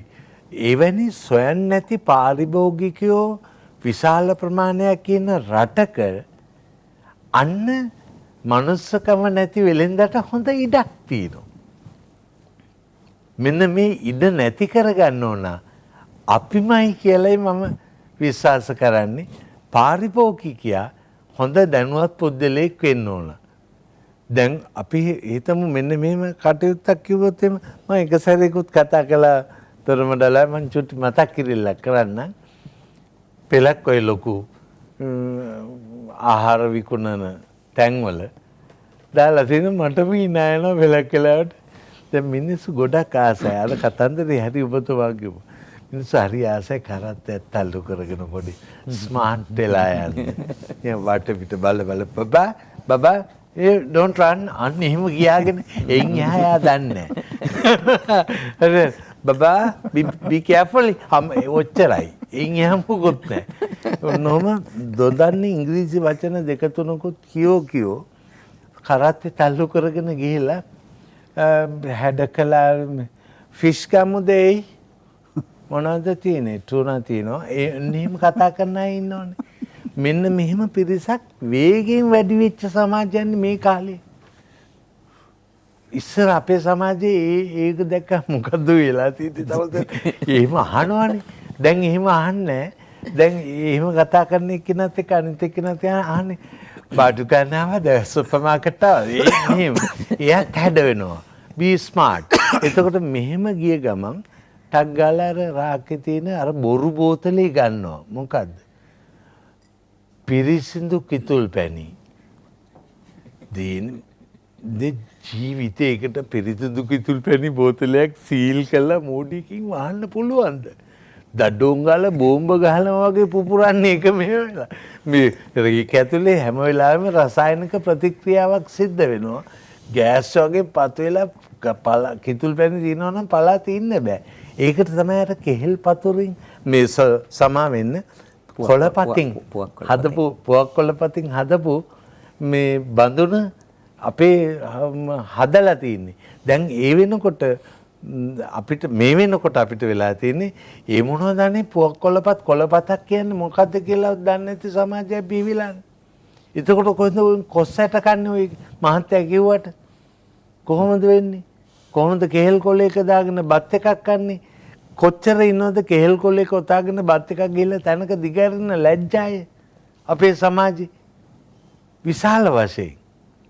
ඔන්න ඕකයි කතන්දරේ. මට මතක් වෙනවා අපි අතර අද නැති වුණත් අපේ මහාචාර්යතුමා මේ අපේ වෛද්‍ය විද්‍යාලයේ හිටපු විද්‍යාල්පතිතුමා කාලොෆොන්සේක මැතිතුමා එතුමායි මායි එක්තරා උත්සවයකට සහභාගී වෙලා කන ලෑස්ති කරලා තියෙද්දි කැමරේ මෙකනිකෝ මම යනවා කියලා මම ඇයිස ඒ ප්‍රොෆෙසර් යන්නේ වවහ කිව්වා ගියා. ඒක හරියට වරි. ඒක බොහොම හයියෙන් එතුමා ප්‍රකාශ කළා. ඒක කිව්ව ගමන් අර කැමරා ඇති කරපු ඔක්කොම මෙහෙම බලාගත්තා. මොකද ඒ මිනිස්සු පෙලක් අය දන්නේ මේ වහ කියලා මෙතනට ගෙනාවේ. මෙන්න මේ ඒක නිසා මම කියන්නේ පාරිභෝගිකයා හරියට දැනුවත් වෙන්න ඕන. වෙලෙන්දට ඇඟිල්ල දික් කරනවා වගේම අනිත් ඇඟිලි 4 කෙලින්ම පාරිභෝගිකයට දික් කරලා නම් එයා දැනුවත් වෙන්න ඕන කියන එක ඊටාම වැදගත් දෙයක් හැටියට මම මතක් කරනවා. මේක සමාජ විද්‍යාත්මකව බලනකොට අපිට පේනදී වෙළඳාම සහ මනුස්සකම ඇත්තටම නිරෝගීමත්ව ජීවත් වෙන හැටි හොඳ ආහාර පුරුදු ආහාර රටා අරවා මෙව උපදෙස් දෙන වැඩසටහන් අපිත් කරනවා දැන් තියෙනවා. හැබැයි හරිම දේ කියන්න ඕන දේ කියනවාද කියලා ප්‍රශ්නයක් තියෙනවා. මම හිතන්නේ මේ මාතෘකාව ඔස්සේ කියන්න ඕන දේ අපිට කියාගන්න පුළුවන් වෙයි කියලා මම හිතනවා. කවුරුවත් තරහ වෙන්න අමනාප වෙන්න ඕන නැහැ. මේක කවුරු හරි කොහේ හරි තැනක කතා කරන්න ඕන මේ ටික. මේ මට එන පණිවිඩ කීපයක් කියන්නම්. නිරෝගීමත් ජනතාවක් ඉන්න රටක් දියුණුව ලබනවා. ඒ හින්දා මේක ඉතින් අගය කරලා මේ වැඩසටහන එළවලු වගා කරන අය 99%ක්ම Tamanට කෑමට වෙනම වගා කර ගන්නවා. අනිත් අයට වසවිස දෙනවා. ලිලානි ලියනගේ තමයි උන් කියලා තියන්නේ. ඊළඟට දර්ශනී බණ්ඩාර මේ අදහස කියනවා ප්‍රසිද්ධ කාන්තා ඇඟලුම් විකුණන ආයතනයකින් නිල් පාට රේන්දයක් අල්ලපු ලස්සන සුදු බ්ලවුස් එකක් ගත්තා සැලකිය යුතු ගානකට. එක දවසක් ඇඳලා හේදුවා විතරයි නිල් පාට රේන්දේ පාට ගිහින් නැවත ඒ අඳින්න බැරි තත්ත්වයටපත් වුණා. ඒ නැවත එම සාප්පුවට ගෙනියන කියලා හිතන්නේ ඒක වෙලාවල් ලැබුණ නැහැලු. ලොකු පාඩුවක් සිද්ධ වුණාලු. ඔන්න බලන්න ඇඳුම් අපි ආහාර ගැන නෙවෙයි කතා කරන්නේ ඇඳුම් වල තත්ත්වේ. මේ ගානට පිට නැහැ මේ ගානට පිට නැහැ කියලා පිටකොටුවේ රෙදි වගේ වෙන බෙල ගෙදර ගිහලා බලුවා පිට නැහැලු කමිසේ. ඒක කතාවක් තියෙනවා නේද? ඒ වගේ. ඉතින් මේ විවිධ අදහස් විවිධ අය කියලා වුණා. ඉතින් මේ පාරිභෝගිකයෝනේ නේද? අපි කවුරුත් පාරිභෝගිකයෝ තමයි. වෙළඳාම සහ මනුස්සකම. ප්ලේන්ටි ගැන කියලානේ අපි පටන් ගත්තේ. ප්ලේන්ටි විකුණනවා. ප්ලේනුත් විකුණනවානේ. ඉතින් ප්ලේන් අර උඩින් යන ප්ලේන් ඒකත් වෙළඳාමක් තමයි. අන්තර්ජාතික වෙළඳාම. මිසයිල් විකුණනවා, අවිලායුධ ඒවා විකුණනවා. ඉස්සෙල්ලාම යුද්ධේ විකුණනවා, ඊට පස්සේ ආයුධ විකුණනවා. ඉස්සෙල්ලාම ලෙඩේ දෙනවා, ඊට පස්සේ බේත් දෙනවා. ඒ මේවත් තියෙනවා. මේ වෛද්‍යවරයෙක් ළඟ තියාගෙන අපි මේවා කියන එක හරිද බන්ද? අන්තර්ජාතික වෙළඳාම කියන්නේ වෙනම එකක් කියලා ලෝකෙ විවිධ මතිමතාන්තර හරියටම මේ ඔප්පු කරලා මේ මෙහෙමයි කියලා කියන්න බැරි වුණාට සැක සංකා තියෙන කරුණු ඕන තරම් තියෙනවා. මුලින්ම ලෙඩේ යවලා ඊට පස්සේ බේත වෙනවා කියලා. කොවිඩ් පිටුපස තියෙන වෙළඳාම මහ විශාල වෙළඳාමක්. අපි මෙහි ඇතුලේ නොකලට කොහේ හරි රටක PCR වලට තියෙන විශාල ලෝකේ තියෙන ඉල්ලුමට ලොකු වෙළඳාමක්. එන්නතක් හදනවයි කියලා කියනවා. එන්නත කියන්නේ ලොකු වෙළඳාමක්. අනේ අද සතුටුදායක පුවතක් අහන්න ලැබුණා වතු පිටිවල කොවිඩ් මධ්‍යස්ථානයේ ආශ්‍රිතව පර්යේෂණයක් කළා. මේ අපේ බෙහෙත් දේශීය ඖෂධ ඇසුරින් ඒක අත්හදා බැලීම පර්යේෂණය මාත් කතා කළා. ඒතරට වෛද්‍යතුමන්ලා පවා මට සමා වෙන්න. වෛද්‍යතුමන්ලා පවා මේ පර්යේෂණයට සහභාගී වෙලා තියෙනවා කියලා විවිධ පර්යේෂණ ගණනාවක් තියෙනවා ඔබතුමාලා සම්බන්ධ විවිධ කටයුතු සිද්ධ වෙනවා. මම කියන්නේ අලුත්ම දේ එහෙම දෙයක් වාර්තා වුණා. ඉතින් ඒක පර්යේෂණ මට්ටමේ තියෙන්නේ. අපි කලබල වෙලා දැන් මේක තමයි හරි කියලා කියන්න මේ අපි තරම් අපි තොරතුරු දන්නේ. මම අද කතා කළා ඒ වෛද්‍යතුමාටම. ඉතින් එහෙම දේවලුත් තියෙනවා. බෙහෙත් වෙළඳාම, ඖෂධ වෙළඳාම ඒක ලොකු වෙළඳාමක් නේද විශේෂඥ වෛද්‍යතුමා? ඔව්. දැන් මෙහෙමයි අර ඕක ගැන ඇත්තටම හොඳම අධ්‍යයනය ගත්තාම දැන් මේ ඖෂධ කියන එක අපි පෙළ ගැස්ම බලන්න අවශ්‍යයි. දැන් අපි බොහෝ අය හිතන් ඉන්නේ අපි දැන් උපතේදී ආයු කාලය අවුරුදු 74ක් තියෙන જાතියක් නිසා මේ අපි හිතනවා දැන් අපි වැඩිම කාලයක් ජීවත් වෙනවා කියලා. නමුත් අධ්‍යයනය කරලා බැලුවොත් එහෙම විශේෂයෙන්ම රජ කාලේ සහ ඊට පස්සේ අපි බටහිර ජාතීන්ට යටත් වෙච්ච කාලය සහ දැන් කාලය කියලා සංසන්දනය කළ ආයු කාලය බලපුවාම පැහැදිලිවම පේන දේ තමයි මේ අපේ අතීතයේ ආයු කාලය ඉතාමත් වැඩි අවුරුදු 100ක්ම ආයු කාලයකට අපි හිමිකම් කියලා තියෙනවා. දැන් ඔය පසුගිය වසර කීපය තුළ ඇත්තටම මත පළ වුණා. දැන් අපි දන්නවා අපි සීනි, කොලෙස්ටරෝල් වාගේ දේවල් අපි පරීක්ෂණ වලින් මනිනවා. ඒතරේ පරීක්ෂණ වලින් මනිනකොට අසුවෙච්ච දේවල් තමයි සමහර ජාන එකතු කරලා විශේෂයෙන්ම ලංකාවේ ජාන එකතු කරලා තියෙනවා කියලා මතය පළ වුණේ මිරිස් ඇටේට. ඒ ජාන එකතු කිරීම තුළ අපේ ආහාරය ගත්තාම මේ පැය කිහිපයක් යනකොට අපේ කොලෙස්ටරෝල් ප්‍රමාණයන් එහෙම වෙනස් වෙන ආකාරයකට මේ රසායනයන් එකතු කිරීම සිද්ධ වෙනවායි කියන එක. අර ඔබ කියවා වගේ මේ ජාත්‍යන්තර වෙළඳාම කියන එක දැන් දේශීය වෙළඳාම සහ ජාත්‍යන්තර වෙළඳාම අපි ගත්තාම විශේෂයෙන්ම දකින්න දේ තමයි දැන් වෙළඳ ගිවිසුම් ගැන අපි කතා කරා. ඒ වෙළඳ ගිවිසුම් පාවිච්චි කරලා තිබ්බෙම රටවල් අල්ලන්න. ඒ කියන්නේ අල්ලා ගැනීම කියන කාරණේ දෙකම තමයි මේ වෙළඳ ගිවිසුම් වලට එළඹිලා තිබ්බෙම. එතකොට අපි ගත්තොත් එමේ ඇමරිකාව අල්ලා ගැනීම සඳහා කරපු මෙලෙච්ච ක්‍රියාපටිපාටීන් ගත්තාම ඒ රටවල් වෙළඳ ගිවිසුම් මගින්ම එකින් එකට. එතකොට ඔය ආහාරයට ඔය මත්ද්‍රව්‍ය මධ්‍යසාර ඒවා පුරුදු කිරීම අදටත් ඒ ගෝත්‍රිකයන්ට පුරුදු කරලා ඒ කලාප අල්ලගත්තා. එතකොට ඒ කාලේ දැන් අපි ඉස්සර දැන් පාසල් යන කාලේ ගත්තොත් එහෙම අපි ඒ දවස්වල කියනවා සිරෝසිස් නැත්නම් අක්මාවේ සිරෝසිස් හැදිලා තිබ්බොත් අපි අහන්නේ කොච්චර කල් බිව්වද කියලා. නමුත් දැන් අපි දකින දේ තමයි බොන අයට නෙමෙයි නොබන අයටත් දැන් මේ කියන අක්මාවේ තෙල් තැන්පත් වීම සිද්ධ වෙනවා. දැන් මේකට හේතුව මොකද්ද? හේතුව පැහැදිලිවම අපි ගන්න ආහාර සහ පාන. එතකොට දැන් අපි ගන්න ආහාරවල හේතු ගණනාවක් මේකේ සඳහන් කරන්න පුළුවන්. විශේෂයෙන් වසවිස යොදලා ආහාර නිෂ්පාදනය කරනකොට ඒ පොළවේ තියෙන pH එක වෙනස් වෙනවා. pH එක වෙනස් වෙච්චාම මේ ශාක වලට අවශ්‍ය කරන ලවණ වාගේ දේවල් උරා ගැනීම අඩු වෙනවා. ඒක නිසා අපිට අවශ්‍ය කරන ශුද්ධ පෝෂක විශේෂයෙන් ලැබෙන්නේ නැති වෙනවා. ඒවා නොලැබෙනකොට අක්මාව ඇතුළු මේ ඉන්ද්‍රියන්ගේ ක්‍රියාකාරීත්වය හොඳින් සිද්ධ වෙන්නේ නැති වෙනවා. එතකොට මේ කියන දේවල් තැම්පත් වෙනවා. ඉතින් මෙව්වා ඇත්තට ඔබ ඉස්සල්ලා කිව්වා වාගේ ඒවා සිද්ධ වීම කළමනාකරණය කරලා ඒ තුලින් මුදල් ලිපීම කියන දක්වම මේක වර්ධනය වෙලා තියෙනවා. දැන් මේ මෙතුමා කියපු කාරණේට මම කාරණයක් එකතු කරලා කතා කරනවා නම් එතුමා කිව්වා මේ සත්තු කන්නේ නැහැ කියලා. අපි ළඟදී පොඩි පරීක්ෂණයක් කරා මේ කඩවල් කීපකින් කේක් ගෙනාවා. කේක් ගෙනල්ලා මේක බලන්න මේ වීඩියෝ කරලා වෙබ් අඩවියත් අපි දාලා තියෙනවා. ඒකට කූඹි දැම්මා. මේ කූඹි කන්නේ නැහැ සමහර කේක් වර්ග. ඇත්තට මම නම කියන්න හොඳ නැහැ. එක කේක් જાතියක් විතරයි කියව අනිත් ඒවාගේ අයිසින් ටික කනවා කේක් කන්නේ නැහැ. එතකොට දැන් ඔබ දකින්න ඇති ඉස්සර සාමාන්‍යයෙන් අර මෙතුමා කිතුල් පැණි ගැන කිව්වා වාගේ කඩේ ගන්න කේක් නරක වෙන්න එපා. සමහර කේක් අර පෙට්ටිය දාලා ඊළඟ අවුරුද්ද වෙනකුනුත් තියෙනවා. ඒ වගේ මේ කියන්නේ සත්තු මොකෙක්වත් කන්නේ නැහැ. සමහර පාන් ගෙනහිලා දැන් අපේ දුවගේ ඉස්කෝලේට අර පුස් බැඳෙනවා බලන්න තිබ්බා. පාන් රාත්තලක් ගෙදර ගෙනහිල්ලෙවලා ඒකට වතුර ඉහිනවා සති 6ක් තිබ්බා ඒකේ පුස් බැඳෙන්නේ නැහැ. ඒකට ඒ තරම් මොනවා හරි රසායන එකතු කරලා පුස් දෙයක්වත් බැඳෙන්නේ නැහැ. ඒ වගේම තමයි අර පබිලිස් මහත්මයා එක දවසක් මට කියනවා මේ ડોක්ටර් සෝයා කන්න හොඳ නැහැ. මම නිකමට හැවුවා මම ඉතුරුවා නම් අහලා තියෙන මේ සෝයා ගැන ඔබතුමා කියන්නේ. මට සෝයා එකක ගුල්ලෙක් තිබ්බ දවසක් ගෙනත් දෙන්න එදාට මමත් කන්නම් කියලා. එතකොට දැන් මේ වගේ මේ ගුල්ලෙක් මේ වගේ දේවල් බැඳෙන. එතකොට මේ අර ඔබ කිව්වා වාගේ මේ ආහාරය ගැන ඔබ කිව්වා මේ පාරිභෝගිකයා කියලා. මම කියන්නේ අම්මාට මේ වගකීම ගන්න ඕනේ. ගෙදර අම්මයි තාත්තයි මේ වගකීම ගන්න ඕනේ ඊළඟ දරුවෝ වෙනුවෙන්. ගෙදර බුදුන් අම්මා පිට හිටියේ මේ කාරණේ හින්දා. තමන්ගේ ළමයට ඕන නැති දෙයක් දෙන්නෙත් නැහැ. තමන් ව්‍යාපාරයක් කරන්නෙත් නැහැ. ඒ විදිහට පිට කෙනෙකුට දෙන්නෙත් නැහැ. අර මහත්මිය කිව්වා වාගේ තමන්ගේ ගෙවත්තේ වගා කරගන්නවා තමන්ට කණ්ඩ වෙනමයි. ඒ කියන්නේ චේතනාවෙන්ම දන්නවා තමන් වැරදි දෙයක් කරන්න කියලා. මේ චේතනාව අකුසල් චේතනාවක්. අනිවාර්යයෙන්ම ditta ධම්ම වේදිනේ මේ ආත්මෙත් පළ දෙනවා, ලබන ආත්මෙත් පළ දෙනවා. එහෙම සංකල්ප නෙමෙයි අපේ තිබ්බේ. අපි ආහාර නිෂ්පාදනය කරන ආහාර බෙදා හදා ගන්න ඕනේ.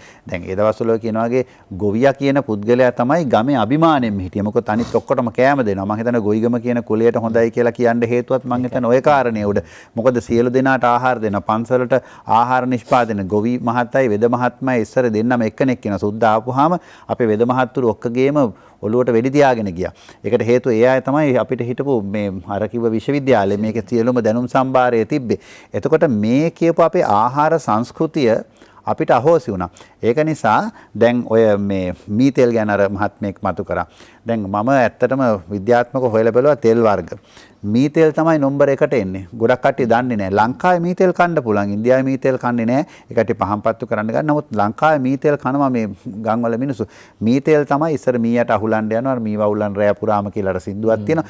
ඒ මීයට අහුලලා එක ගහකින් මී කරත්තයක් මීයට කරත්තයක් එනවලු. ඒවා අහුලලා ඒවා එකතු කරලා ඒවා තද කරපුවාම තෙල් වර්ග එනවා. ඒ තෙල් කොච්චර පැසෙව්වත් ඒ කියන්නේ කොච්චර බැද්දත් මේ පිළිකාකාරක බවට පත් වෙන්නේ නැති මව් කිරිවල තියෙන තෙල් හා සමාන ගුණයක් තියෙන තෙලක් තමයි අපේ මීතෙල්. ඇයි මේ මීතෙල් ව්‍යාපාරයක් කරන්නේ නැත්තේ මේ රට? මේ රටේ හුඟක් අමාත්‍යාංශ තියෙන හුඟක් ගස් වලට අමාත්‍යාංශ තියෙන රටක් මේක. තල් පොල් කිතුල් හැම එකටම ඒ කියන්නේ මීතෙල් වලට ඇයි අපි මේ දේ කරන්නේ නැත්තේ? අපි දකිනවා අපේ ස්වාමින් වහන්සේලා හැම මී ගස් වැවීම ව්‍යාපාරයක් හැටියට කියනවා. මී ගහ කියන එක අපෙන් ගිලිහුණ කප්පුරුක කියලා මම ඇත්තටම පොතක් ලියාගෙන යනවා මේ දවස්වල.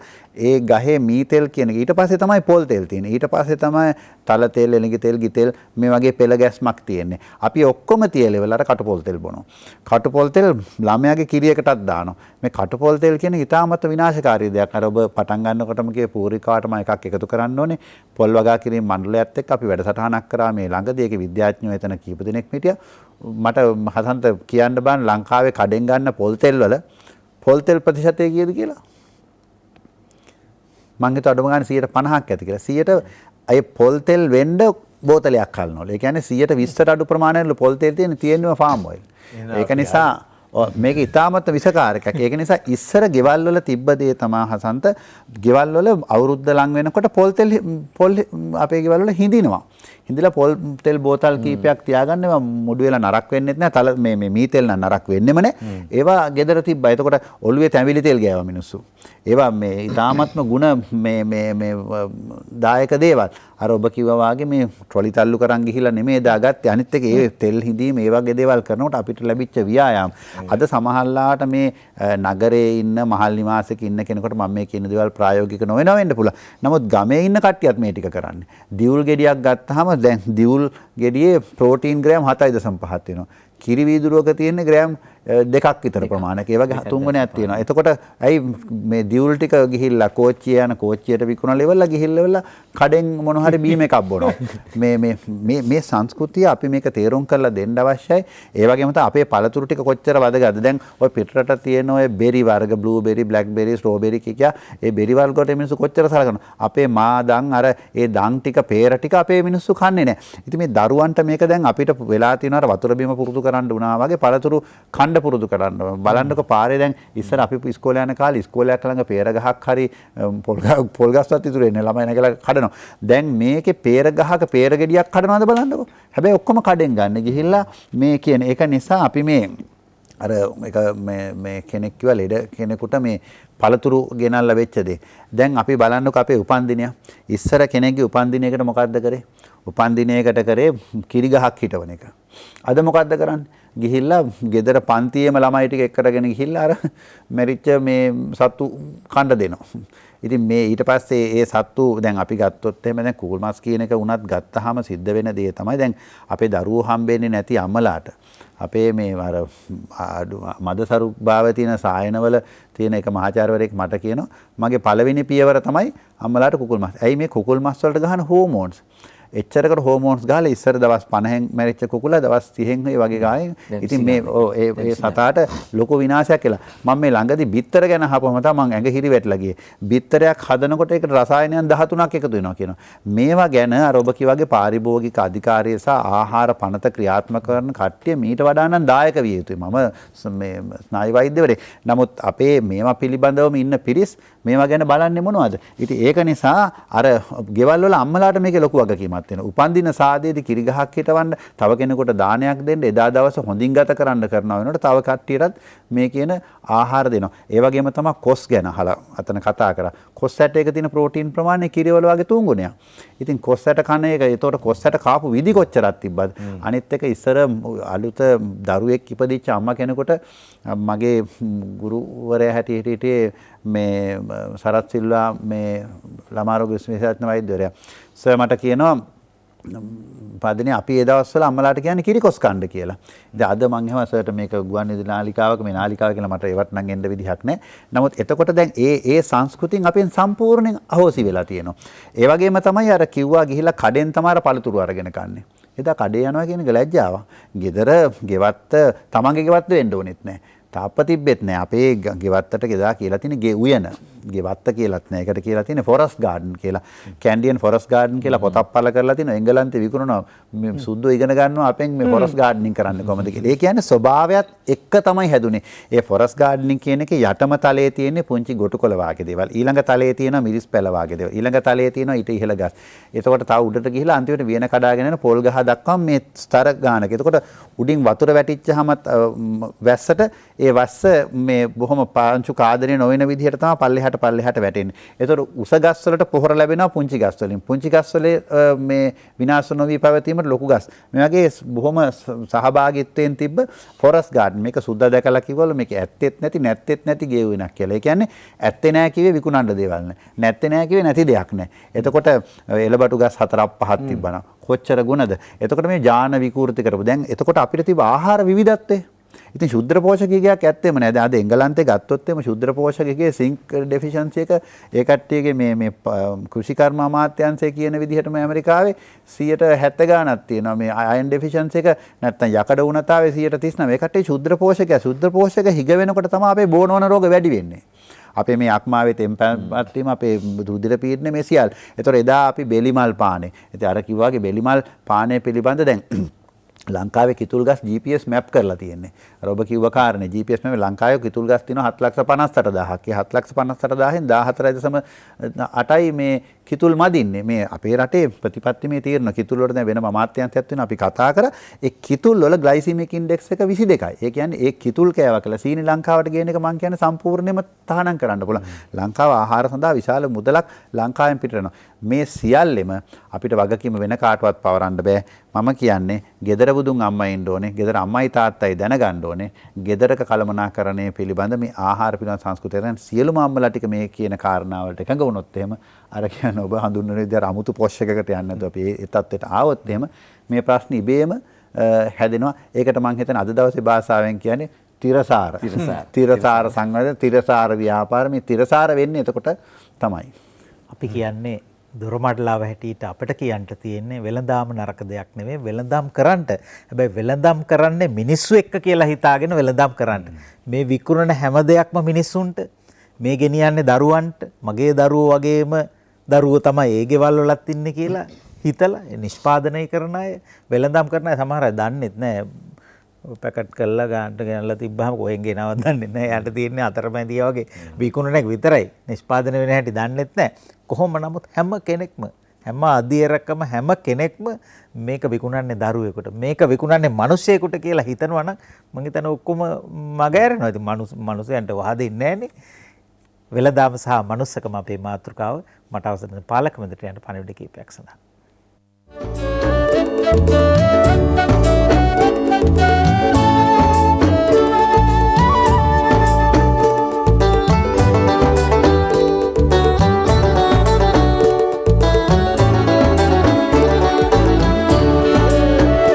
සිරිලක ඇසිදිසි සරසවි පින්දින දොරින් දොරට දොර මඩලාවයි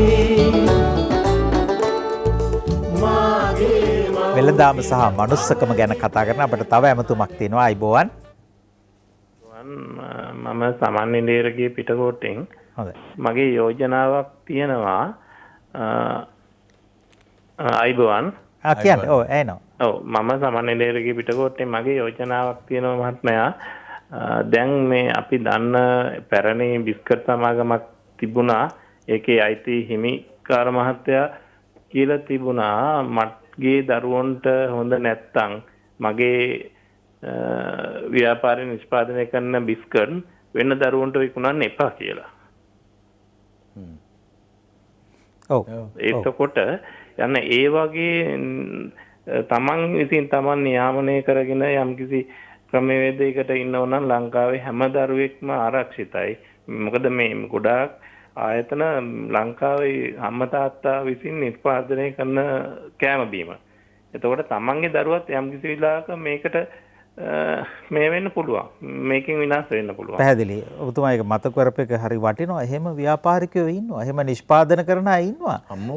මේ තමන්ම පෞද්ගලිකව පරිකල තමන් ආහාරයට අරගෙන රස පරීක්ෂා කරලා ගුණ පරීක්ෂා කරලා විකුණන එහෙම නිෂ්පාදක මහතුරු රටේ ඉන්නවා. අපි එහෙම මොකද හරි අඩුපාඩුවක්. තව ඇමතුමක් තියෙනවා. අයිබෝවන්. අයිබෝවන්. මම කතා කරන්නේ බොරැල්ලෙන් කසුන් කළුආරච්චි. හොඳයි. මේ මත දැන් හසන්ත මාත්‍ය දන්නවා වෙළඳ අද නිර්මාණය කරන්න ගියාම රුපියල් මිලියන 4ක් 5ක් හෝ ඊටත් වඩා යට යන අවස්ථා තියෙනවා. ඒ වගේම දැන් පෞද්ගලික ටික අපිට සමාජ මාධ්‍ය වලින් ආරංචි වුණා බාණ්ඩ අයිතම කීපයක් ආයතන වැදගත් නැහැ. ඒ වයිවට විරුද්ධව නඩු ගිහිල්ලා එතකොට ඒවා අපේ පාරිභෝගික අධිකාරී නියාමනයන්ට ඉරහිව ගිහිල්ලා ඒවා පැරදිලා මේම නඩු කීපයක් පිළිබඳ අපිට ආරංචි වුණා. දැන් ඒකට මේ කිසිම මාධ්‍ය ආයතනයක මුද්‍රිත හා ඉලෙක්ට්‍රොනික මේ කිසිම වෙලාවක මේ නඩු පිළිබඳවත් මේ නඩු පැරදිච්ච එක පිළිබඳවත් අපේ ජනතාවට දැනුවත් කිරීමක් උනේ නැහැ. මේක ඇත්තටම මම හිතන මාධ්‍ය ආයතන තුලින් මම හිතන්නේ මේකලට මම හිතන්නේ මේ ආයතන වලින් මම හිතන්නේ වසරකට රුපියල් මිලියන හෝ බිලියන ගණන් වලින් ආධාර හම්බ වෙනවා. එහෙම නැත්නම් මේ ප්‍රචාරණ කටයුතු මුදල් ලැබෙනවත් ඇති. ඒ නිසාම වුණා හෝ මේක මම හිතන විදිහට මේ කියන්නේ සම්පූර්ණයෙන්ම මේකට කියන්නේ මුළු ජාතියක්ම නැත්නම් අපේ ශ්‍රී ලාංකේය ජාතියම මේ අගා මේ අර්ථරයකට එවන අගාතයට යන වැඩ පිළිවෙලක් යනවා මේ පිළිබඳව අපි මේ ජනතාව දරුවත් නොකොළොත්. පැහැදිලි. හොඳයි. බොහොම ස්තුතියි. හොඳයි. බොහොම ස්තුතියි. අදහස් කෙටියෙන් ඉදිරිපත් කරනවා නම් බොහොම වටිනවා. පැය දෙකනේ තියෙන්නේ. විවිධාකාරයේ අදහස් මේ මුහුණු පොතේ තියෙනවා. වෙළඳාම ගැන කියපුවම බිස්නස් නේ ඉංග්‍රීසියෙන් කියන්නේ බිස්නස් නොකරන්නේ මොනවද කියලා වෙලාවකට හිතෙනවා. දැන් ඔය කියාපු විදිහ ආහාර පාන ඊළඟට ඖෂධ රූපලාවන්‍ය ආදී නොයෙකුත් ආකාරයේ නිෂ්පාදන වතුර ටික අධ්‍යාපනය දැනුමත් විකුණනවා. අයි බලපන් දැන් මේ අපි මහත්තුරු මේ වාඩි වෙලා මොකද කරන්නේ කියලාත් කෙරේ අපි වක්‍රාකාරයෙන් බැලුවාම අපි මේ ජාලයේම කොටස්කරු මේ විශේෂඥ වෛද්‍යතුමා හරි හොඳට කතා කරනවා තමයි. විශේෂඥ වෛද්‍යතුමාත් එක කොනක කොහේ හරි අහුවෙලා ඉන්න තරක් තියෙනවා. අපි මේක ලෝකෙම ගිලගෙන තියෙනවා ජයලාල් මහත්තයා. ඔබතුමත් අහුවෙලා තියෙනවා. පාරිභෝගිකයෙක් හැටියට හරි. එහෙනම් මේක එක්තරා විදිහක ගෝලීය ජාලයක් තියෙන. හැබැයි මේකෙන් මිදෙන්නේ කොහොමද? අපි ඔක්කොම එකතු වෙලා අර කුරුළු රංචුව වගේ මේක මිදිලා නිරෝගීමත් සමාජයක් කරා අපි ගමන් කරන්නේ කොහොමද කියන සාකච්ඡාව තමයි මේ කරන්නේ. කවුරුවත් විවේචනය කරන්න, ඇඟිල්ල දීකු කරන්න, කාටවත් පහර ගහන්න, ව්‍යාපාරයක් වට්ටන්න එහෙම අදහසින් කරන සාකච්ඡාවක් නෙමෙයි මේක. මානවයාගේ හිතසුව පිණිස කරන සාකච්ඡාවක්. චන්දන ගුණවර්ධන මහත්තයා. දැන් අපි කතා කරනවානේ ওই බිස්නස් එක හැදෙන හැටි. මේක සිද්ධ වෙන්නේ මෙහෙමයි හසන්ත. ඒ කියන්නේ මිනිස්සුන්ගේ යටිහිතේ තියෙන මූලික අවශ්‍යතා ටික. අපි ඔය ඉංග්‍රීසියෙන් කියනවා needs කියලා. එතකොට මේ needs තමයි ප්‍රචාරක ආයතන සහ හොඳ දැනුවත්ව කරන ව්‍යාපාරික ආයතන තමන්ගේ බිස්නස් එකට පාවිච්චිට ගන්න. දැන් ලෝකේ වැඩියෙන්ම ලාභ ලබන ආයතන තමයි අවි ආයුධ. ඊළඟට ඖෂධ. ඊළඟට රක්ෂණ. ඊළඟට බැංකු සහ මූල්‍ය ආයතන. ඒතර ওই විදිහට පෙළ ගැස්සලා තියෙනවා. දැන් ඔය හැම එකම විකුණන්නේ මිනිස්සුන්ගේ යටිහිතේ තියෙන ඕනකම. අධ්‍යාපනයත් එක්කට එකතු වෙනවා. ඒ ඔක්කොම එකතු වෙනවා. අපි තමයි අපි ගෙදර දැන් ඔය මේ මොනවාද මේ හાર્ඩ්වෙයාර් වල බෝතල් කටු විකුණනවානේ. බෝතල් කටු විකුණනවා. දැන් බෝතල් කටු විකුණන්නේ මොකටද? ගම් වල හાર્ඩ්වෙයාර් තාප්පේ ගහලා තාප්පෙට උඩින් බෝතල් කටුව හයි කරන්න. ඇයි ආරක්ෂණ අවශ්‍යතාව කියන එක තියෙනවා. ආරක්ෂණ අවශ්‍යතාව මුල් කරගෙන අවියාවිදත් විකුණනවා, කටුකම්බිත් විකුණනවා, බොග්ගලුත් විකුණනවා, බෝතල් කටුත් විකුණනවා, දැන් CCTV කැමරාත් විකුණනවා. හරිද?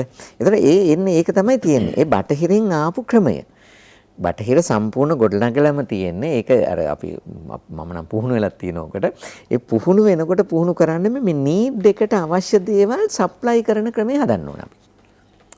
එතකොට ඒකේ ක්වොලිටි එක, ගුණය, වටිනාකම් අපි එකක්වත් ඒව පාවිච්චිට ගන්නේ නැහැ. එතකොට දැන් ඔය අපිට වෙච්ච දේ තමයි මම අර එක තැනකින් නතර කරපු තැනින් මට ඉස්සරහට යන්න බැරුණානේ. අපි 78න් පස්සේ අපේ තිබිච්ච අර හර පද්ධතියට කියන එක පහර ගැහුවා. වටිනාකම් පද්ධතියට. ඒ වටිනාකම් පද්ධතියට ගහගෙන යනකොට ඒක පොදුවේ හොඳේ. ඒ කියන්නේ මගේ වටිනාකනුත් නැති වෙලා ගිහින් ඇති. අපි ඔක්කොගෙම වටිනාකම් නැති වෙවි ගියා.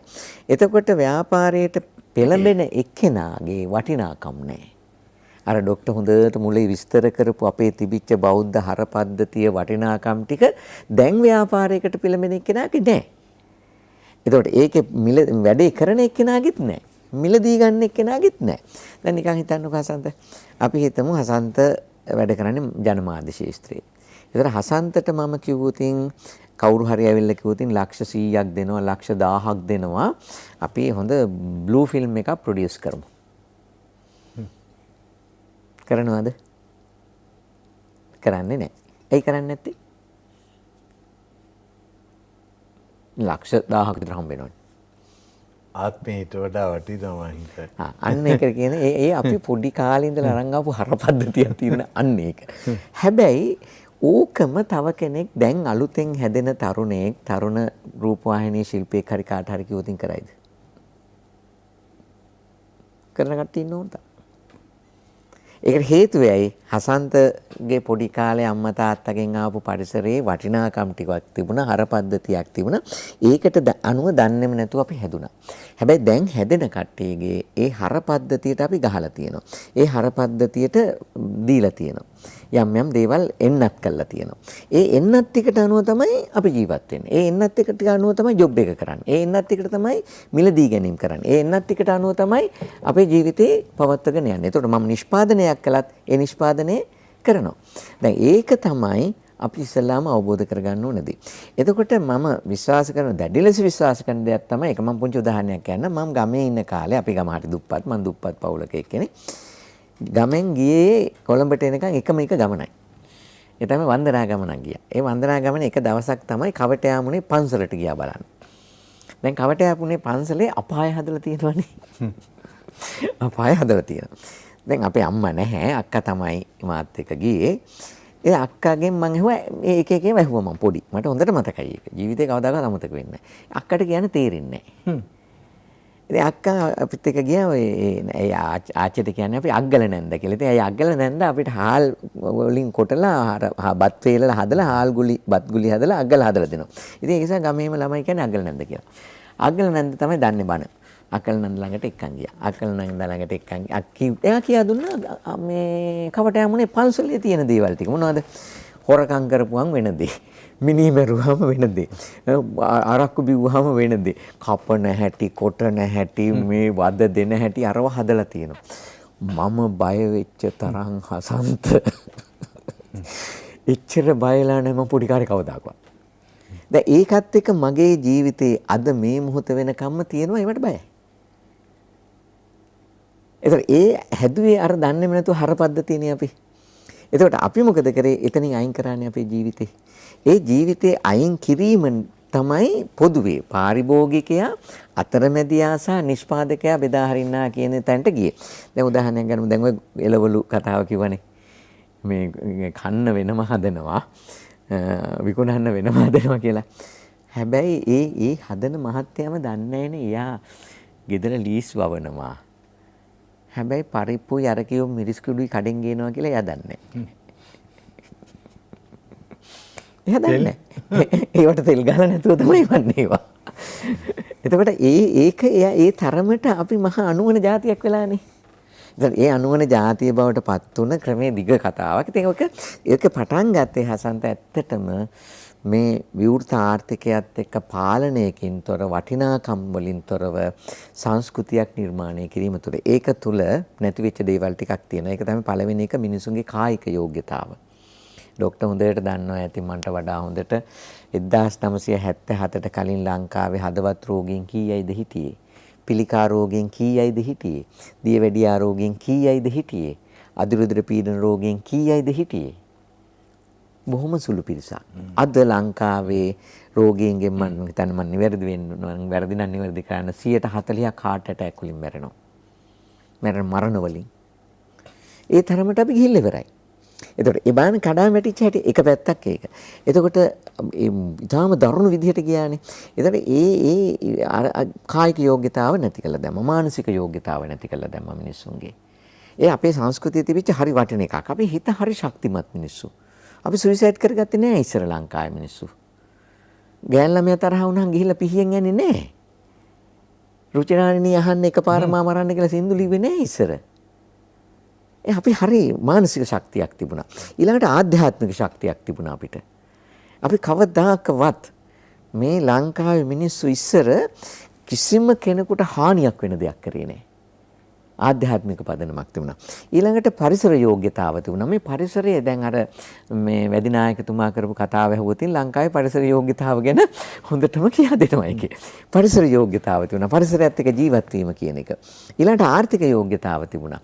අපි ආර්ථික යෝග්‍යතාව කියලා හසන්ත එක ගෙදරකට වාහන 5ක් තියාගෙන අතු ගන්න බැරි ගෙයක් හදාගෙන මකුළු දැල් කඩන්න බැරි ගෙයක් හදාගෙන හොදන්න බැරි බාත්රූම් හදාගෙන අපි ජීවත් වුණේ නැහැ. ඒ ආර්ථික යෝග්‍යතාව තමයි හැබැයි සියලු දෙනා හොඳට කාලා ඉඳලා කිසිම මන්ද පෝෂණයක් නැතුව ජීවත් වුණා. ඊළඟට මේ විශ්වීය යෝග්‍යතාව තිබුණා. මේ විශ්වයත් එක්ක ගනුදෙනු කරපු රටක් මේක. මොකද උනේ ඔය පසුගිය වකවානුව තුළ අපි හරියටම මම කියන්නේ අර මිලේනියල්ස්ලා කියලා කණ්ඩායමක් හැදුනා. ඉන්ඩෝ ජෙනරේෂන් එකක් හැදුනා. ඒ ජෙනරේෂන් එක අද අපේ රටේ තීරණ ගන්න මට්ටමකට ඇවිල්ලා තියෙනවා. ඔය ඛේද වාචකය තමයි manussකම නැති වෙච්ච ව්‍යාපාර ජාලයකට අපි ටික ටික ඇතුල් වෙගෙන තියෙන්නේ. ආහාර විකුණලා පෝසත් වෙච්ච මිනිස්සු ඉන්නවා. ඒ වගේම මත්ද්‍රව්‍ය විකුණලා. දැන් මත්ද්‍රව්‍ය වෙළඳාම අපි ආයුධ වෙළඳාම ගැන කිව්වා. මත්ද්‍රව්‍ය වෙළඳාම කියන එක ඒක ප්‍රසිද්ධියේ පේන්න නැතුවට ඒක ලෝකයේ තියෙන අතිවිශාල දවන්ත වෙළඳාමක්. දැන් අපේ රටවල් අපේ තරුණ පරම්පරාව ගොදුරු බවට පත් වෙලා හදිසි අහුවෙනවනේ. කිලෝ ගණන් වලින් අහුවෙනවා. මේ කොවිඩ් ඇසෙත් පහුගිය දවස්වල මේ අහුවෙලා දෙන කොහෙන් හරි ඇවිල්ලානේ කවුරු හරි එක වෙළඳාමක් කරලානේ. දැන් අල්ලගෙන යනවා මම දන්න විදිහට. ඒවටත් කලවම් කරලා බාල කරලා ඒක වෙනම වැඩක් ගෑනොත් ඒ වැඩක් තියෙනවා. එහෙම එකකුත් ඒක අස්සෙත් ඇමරිකාවේ හිටියා ආර්ථික විද්‍යාඥයෙක් විද්‍යාඥවරයා චාල්ස් ඔගඩන් කියලා. එයා කියලා තියෙනවා මේ ඇමරිකාවට කියලා තියෙනවා ලංකාවට නෙමෙයි. එයා කියලා තියෙනවා ඔබට තිරුඟු පිටි වලින් තිරුඟු පිටි කොටස් කර ඒට රසායනික ද්‍රව්‍ය ඇතුළත් කර ඔබට අධික ලාභයක් ඉපිය හැකිය. එහෙත් ඒ තිරුඟු පිටි අනුභව කිරීමෙන් සහ තුන්වෙනි ලෝකයේ කිසිදු ආහාරයක් නොමැති කමින් මේ යන මිනිසුන් ඉදිරියේ දෙවියන් වහන්සේ ඔබ පිළිබඳව තීරණයක් ගනු ඇත කියලා. ඔව්. මත්ද්‍රව්‍ය කතාව වෙනම තියමුකෝ. අපි මත්පැන් සහ ඔය නිත්‍යානුකූල ලෙස අලෙවි කරන ඒ මත්පැන් ඊළඟට දුම් වැටි මේවා රටක ප්‍රධාන ආදායම් මාර්ග. අපි මේ ලොකු පඬිතුයෝ වගේ ලොකු මාතෘ වගේ මේව කතා කළාට මේවා ගිහිල්ලා කෙලවරක මම ඒකයි කිව්වේ දැන් මෙච්චර හොඳට කතා කරන ඔබතුමා මම පවා එක්තරා තැනක කොහේ හරි අපි ඉන්නවා. ඒක හිර වෙනවා. අපි වක්‍රාකාරව ඒකට සම්බන්ධයි. කොහෙන් හරි එහෙම දෙයක් තියෙනවා. මම කියන්නේ මේ එතනින් අපි ගිහිල්ලා දැන් අපි කියමුකෝ අපේ රටේ ආනයන සීමා වුණා. ඒක හිතා මතා කළාද නැත්නම් කොරෝනා නිසා කළාද කියන එක වෙනම කතාවක්. ආනයන සීමා වුණා. අපේ ආනයන සීමා වෙනවා කියන්නේ කොහේ හරි වෙළඳ පොළ හිර වෙලා කාගේ හරි වෙළඳාමක් හිර වෙලා. ඒ කියන්නේ සමහර විට දැන් සමහර ආහාර වර්ග සමහර ඒවා ගේන එක සමහරට අපිට බල කරන් ඉඳ තියෙන කො ගන්න ඔයගොල්ලෝ ඇයි මේ ගෙන්නන්නේ නැත්තේ දැන් මේ අපේ බඩු මේ ඉතුරු වෙලා එහෙම කියන්නත් ඉඩ තියෙනවා. හැබැයි රටක් හැටියට අපි දියුණු වෙනවා කියලා කියන්නේ අපි අපනයන වැඩි කරගන්න ඕන. පුළුවන් තරම් අපි යවන්න ඕන. ගෙන්නන එක අඩු කරගන්න ඕන. එහෙම තැනකට ගමන් කරමින් ඉන්නවා. ඒක දුෂ්කරයි තමයි. වුණොත් වටිනවා. හොඳයි. වෙළඳාම සහ මනුස්සකම ගැනයි කතා කරන්නේ. මට අවසන් පාලක මැදිරියට යන පණිවිඩ කීපයක් සඳහන්.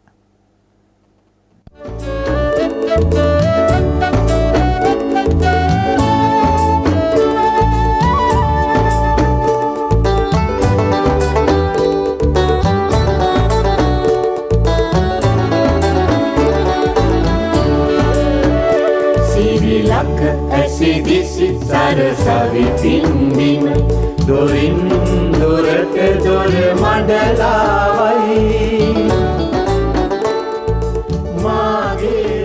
වෙළඳාම සහ මනුස්සකම ජයලාල් මහත්තයා ඕනෑම වෙලාවක ඔප්පු කරන්න බලාගෙන මම මේක ආයෙත් කියනවා. ඒක හොඳයි කියලා හිතනවා. මුළු ශ්‍රී ලංකා වාසීන්ට මම කියනවා. මම ඉල්ලා හිටිනවා. පුළුවන් නම් ළඟම තියෙන ඇකේසියා ගහ කපා දාන්න නැත්තටම නැතිලා යන. ඇයි මේක දැන් බොරුවට ප්‍රචාරය කරනවා ඒකෙන් විපතක් වෙන්නේ එහෙම කියලා ඕස්ට්‍රේලියාවේ කඳු යායම්ම තියෙන ඇකේසියා වල ඔක්කොම විනාශ වෙලා ගියේ.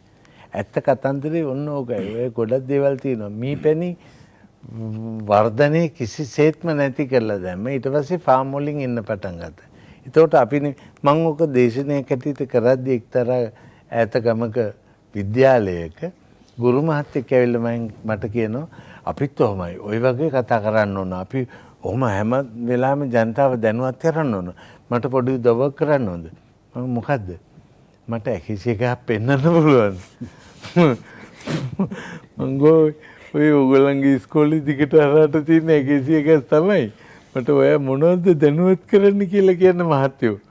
නෑ අපි සමාජයේ දැනුවත් කරනවා. මම කොහොමද දැනුවත් කරන්නේ? ඇකේසියා ගහ හඳුනන්නේ නැතුව.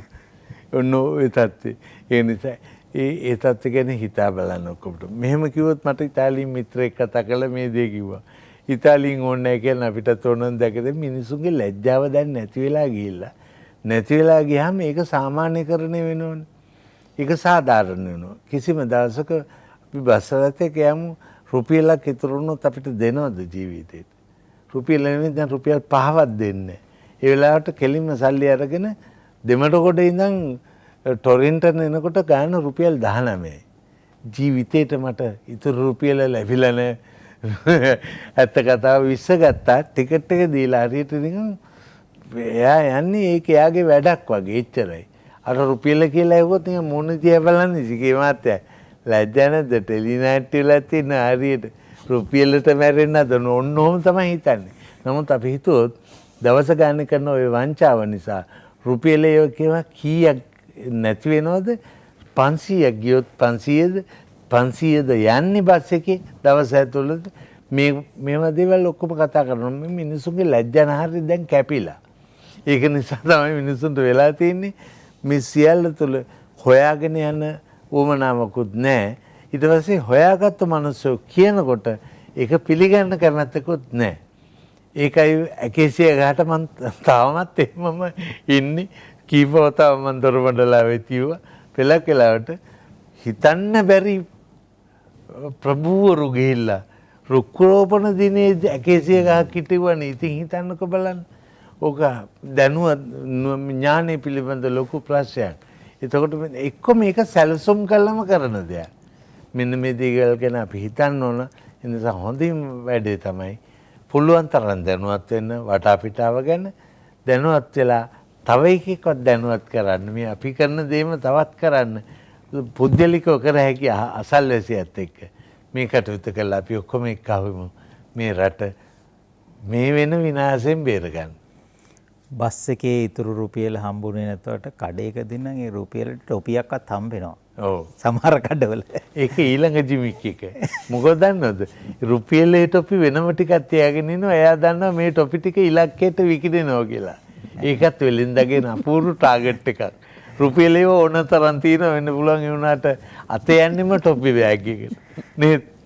මේ මාතෘකාව මතු කරගන්න විශේෂම හේතුව වුණේ පහුගිය කාලේ දැනුත් එහෙම තමයි මේ සෞඛ්‍යමය ආපදාවක රට තියෙද්දි ඒක බලක්වන්නම බැරි සමහර තත්ත්වයන් තියෙනවා. මේ තත්ත්වයේ හමුවේ මිනිස්සු ජීවත් වෙන්නේ අමාරුයි. වැඩි දෙනෙක් තැම්පත් ධනයක් තියෙන කෙනෙකුට ලොකු ප්‍රශ්නයක් නැතුව ඇති. නමුත් එදිනෙදා වේල ඔයාගෙන ජීවත් වෙන මිනිස්සු අර පරිස්සමට අපි එදා කතා කළා ඒ කාරණාවත්.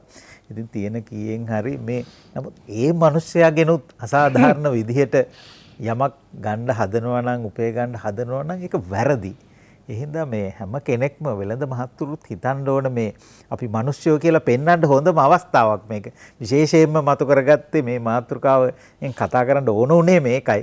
මේ සාමාන්‍ය ජනතාව මේ මිනිස්සු ගැන සාධාරණව හිතලා මානුෂිකත්වයෙන් යුතුව සලකන්න ඕනේ කියන අදහස මතු කරගන්නත් අපට ඕන විශේෂ වෛද්‍යතුමා. ඔව් මෙතනදී දැන් අපේ තිබ්බ සංස්කෘතිය අපිට තිබ්බේ අර ආර්ථිකයයි අධ්‍යාත්මයයි අර S2 වාගේ ගන්න කියලා. ආර්ථික ලාභය වෙනුවෙන් අධ්‍යාත්මය පාවා දෙන්න එපා කියන එක දෙක සමතුලිතව ගන්න කියලා. නමුත් බටහිර සංකල්පයේ තියෙන අඩුවෙන් දීලා වැඩියෙන් ගන්න ඕනේ කියන ආකල්පය එතන තමයි වැරදි සංකල්පය කියන එක තියෙන්නේ. එතකොට මෙතුමත් පැහැදිලි කරලා දුන්නා වාගේ මේ අධ්‍යාත්මය අපිට ගැබ් වෙන හරපද්ධතියකට ගන්නට දෙමව්පියන්ගෙන් දරුවන්ට විය යුතු දේ පිළිවෙලට ගත්තොත් එහෙම ඉස්සෙල්ලාම දෙමව්පියෝ උගන්වන්න ඕනේ පවින් වැළකීම. ඊට පස්සේ කුසල් රැස් කිරීම. ඊට පස්සේ තමයි ශාස්ත්‍රය දෙන්න ඕනේ. නැත්නම් අර හරපද්ධතියක් නැතුව ශාස්ත්‍රය විතරක්. අද මේ මොන්ටිසෝරි අධ්‍යාපනය තුලදී දෙමව්පියෝ සම්පූර්ණ ඒකට බැහැර කරලා දෙමව්පියන්ගේ කාර්යභාරයෙන් අයින් වෙලා පවින් වැළකීමයි කුසල් රැස් කිරීම අර කියෝ වාගේ තැනකට එක්කරන් යන්නේ නැති නිසා ඒ හරපද්ධතියෙන් තොර දරුවෝ බිහි වුණාට පස්සේ දරුවන්ට බැනවදින එක සාධාරණ වෙන්නේ නැහැ කලාපීය වශයෙන්. එතකොට දැන් මේක කරන්න බැරි දෙයක් නෙමෙයි. මොකද අපි දකින දේ තමයි මේ දැන් ඔබ කිව්වා වගේම මේ අවස්ථාව ගත්තොත් එහෙම මේ බෝන වන රෝගයි කොරෝනයි දෙකම ඇවිල්ලා තියෙනවා. මේ දෙකෙන්ම අපිට ආරක්ෂාව තියෙන්නේ මේ පිම්බීමේ තිබ්බ ඒ සංකල්පේ රැකියොත් විතරයි. නැත්නම් අපිට කිසිම ආරක්ෂාවක් නැති බව පැහැදිලිවම තහවුරු වෙලා තියෙනවා.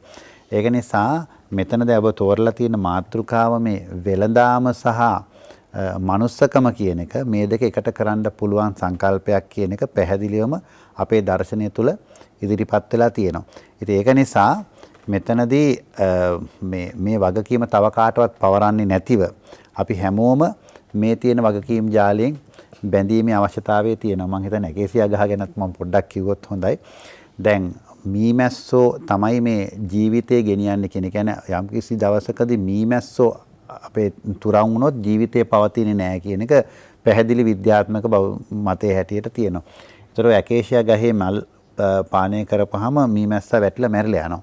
ඒතකොට මේ රටේ ඔබ කිව්වා මේ අර ඇකේෂියා ගස් ගිහිල්ලා උත්සවාකාරයෙන් එළවනවා විතරක් නෙමේ මේ කියන්නේ මේ ගුවන් යානාවලින් ගිහිල්ලා කැලෑවලට ඇකේෂියා ගස් වැය කිරීමේ ඇට දැමීමේ වැඩසටහනක් කෙරලා තිනවා මීට දශක දෙක තුනකට කලින්. ඒක නිසා හැමතැනම ඇකේෂියා ගස් පැරලා තිනවා. සියලුම ඇකේෂියා ගස් අයින් කරේ නැත්නම් අපි විනාශ වෙනවා. මීපැණි ගැන නේ එතන කතාව ආවේ.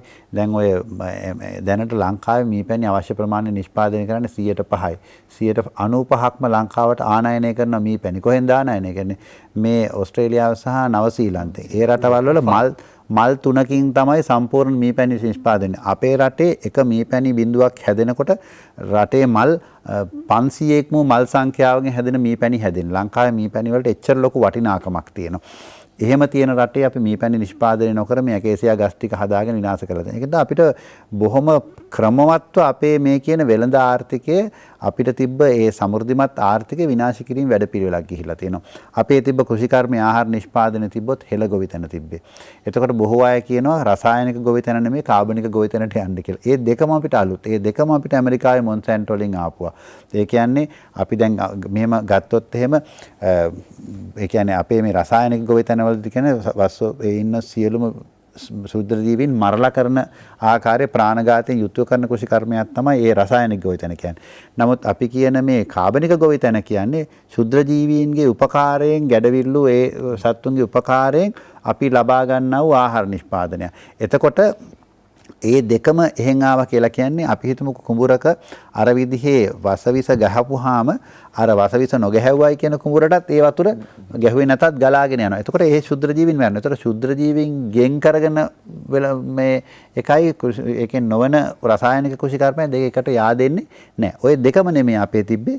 අපේ තිබ්බේ හෙළ ගොවිතැනේදී ඇත්තටම පොහොර දැමීමත් අපේ කරන අඩුයි. අපේ මී ගස් වලින් කොළ වැටිලා ඒකෙන් වවුලන්ගේ වසුරු වැටිලා කෙරිච්ච ඊළඟට වතුර බැන්දහම ඉපනැල්ලට වතුර බැන්දහම ඒකෙන්ම පොහොර සැදිලා ඕන්නම් ඇල්බීසියා කොටු ටිකක් දාලා හදිච්ච. ඒ වගේම තමයි අපේ නිම්නවල තමයි මේ කුඹුරු තිබ්බේ. එතකොට වටේ පිටේ තියෙන ඔක්කොම සාරවත් දේවල් ටික මෙතන ගලාගෙන එනවා. ඒ වගේම තමයි වැව කියන එක අපේම නිර්මාණයක්. ලෝකේ කොහෙවත් නෑ වැව්. ලංකාවේ විතරයි වැව් තියන්නේ. වැවේ අර මඩ සොරවුව අරපුවාම අර මීහරක් දාලා ඒක සුද්ධ කරලා අරපුවාම ඒකෙන් පොහොර ටික යනවා. මේ විදිහේ ස්වභාව දහමත් එක්ක අපි ලොකු වෙහෙසක් ගන්නෙ නැතුව ඒයින්ම අපිට හොඳ සංකල්පයක් තිබ්බ. ඒ නිෂ්පාදනය වෙච්ච ආහාරයේ ගුණාත්මක භාවය කියන එක කියලා නිම කරන්න බැරි තරම් වටිනාකමක් වෙනවා. ශුද්ධ පෝෂක ගුණය, පිළිකානාශක ගුණය, දියවැඩියානාශක ගුණය, තන්තු ගුණය මේ සියල්ල එකතුව ගත්තාම එච්චර වටිනා ආහාර සංස්කෘතිය. ඒක නිසා අපිට ඒ තුලින් නිරෝගීකම තහවුරු වෙනවා. එතකොට අපේ රක්ෂාවත් මීට වඩා සැහැල්ලු සහ අඩුවීමකට ලක් වෙන රට නිරෝගී වෙනවා. සන්තෝෂය හැමතැනම ඇති වෙනවා. අර කිව්වාගේ ගෙයින්ගෙට රෝගීන් මතුවෙන්නේ නැහැ. මෙන්න මේ යුගයේ මතු කර ගැනීම මම දකිනවා අපහසු දෙයක් නෙමේ. ඒ සඳහා අපි පෙළ ගැස්මක් විතරයි අවශ්‍ය. කියන දැඩි විශ්වාසයකින් යුතුව තමයි අපි කතා කරන්නේ. අපි හිතනවා මෙවැනි වැඩසටහන් වලින් සහ මෙවැනි දැනුවත් කිරීම තුළින් මේ රට නැවතත් සැරයක් මනුස්සකම වෙළඳාම කියන දේ නිවැරදිව කරන ධාර්මිෂ්ඨව රට පාලනය කරන තත්ත්වයට අපිට ගැනීම ඊතරම් අපහසුතාවයක් නැහැ කියන දැඩි විශ්වාසයෙන් තමයි මේ කටයුතු කරන්නේ. අපේ රටේ තිබුණා සේවාවන්. අපි කියවද ප්‍රවාහන සේවය.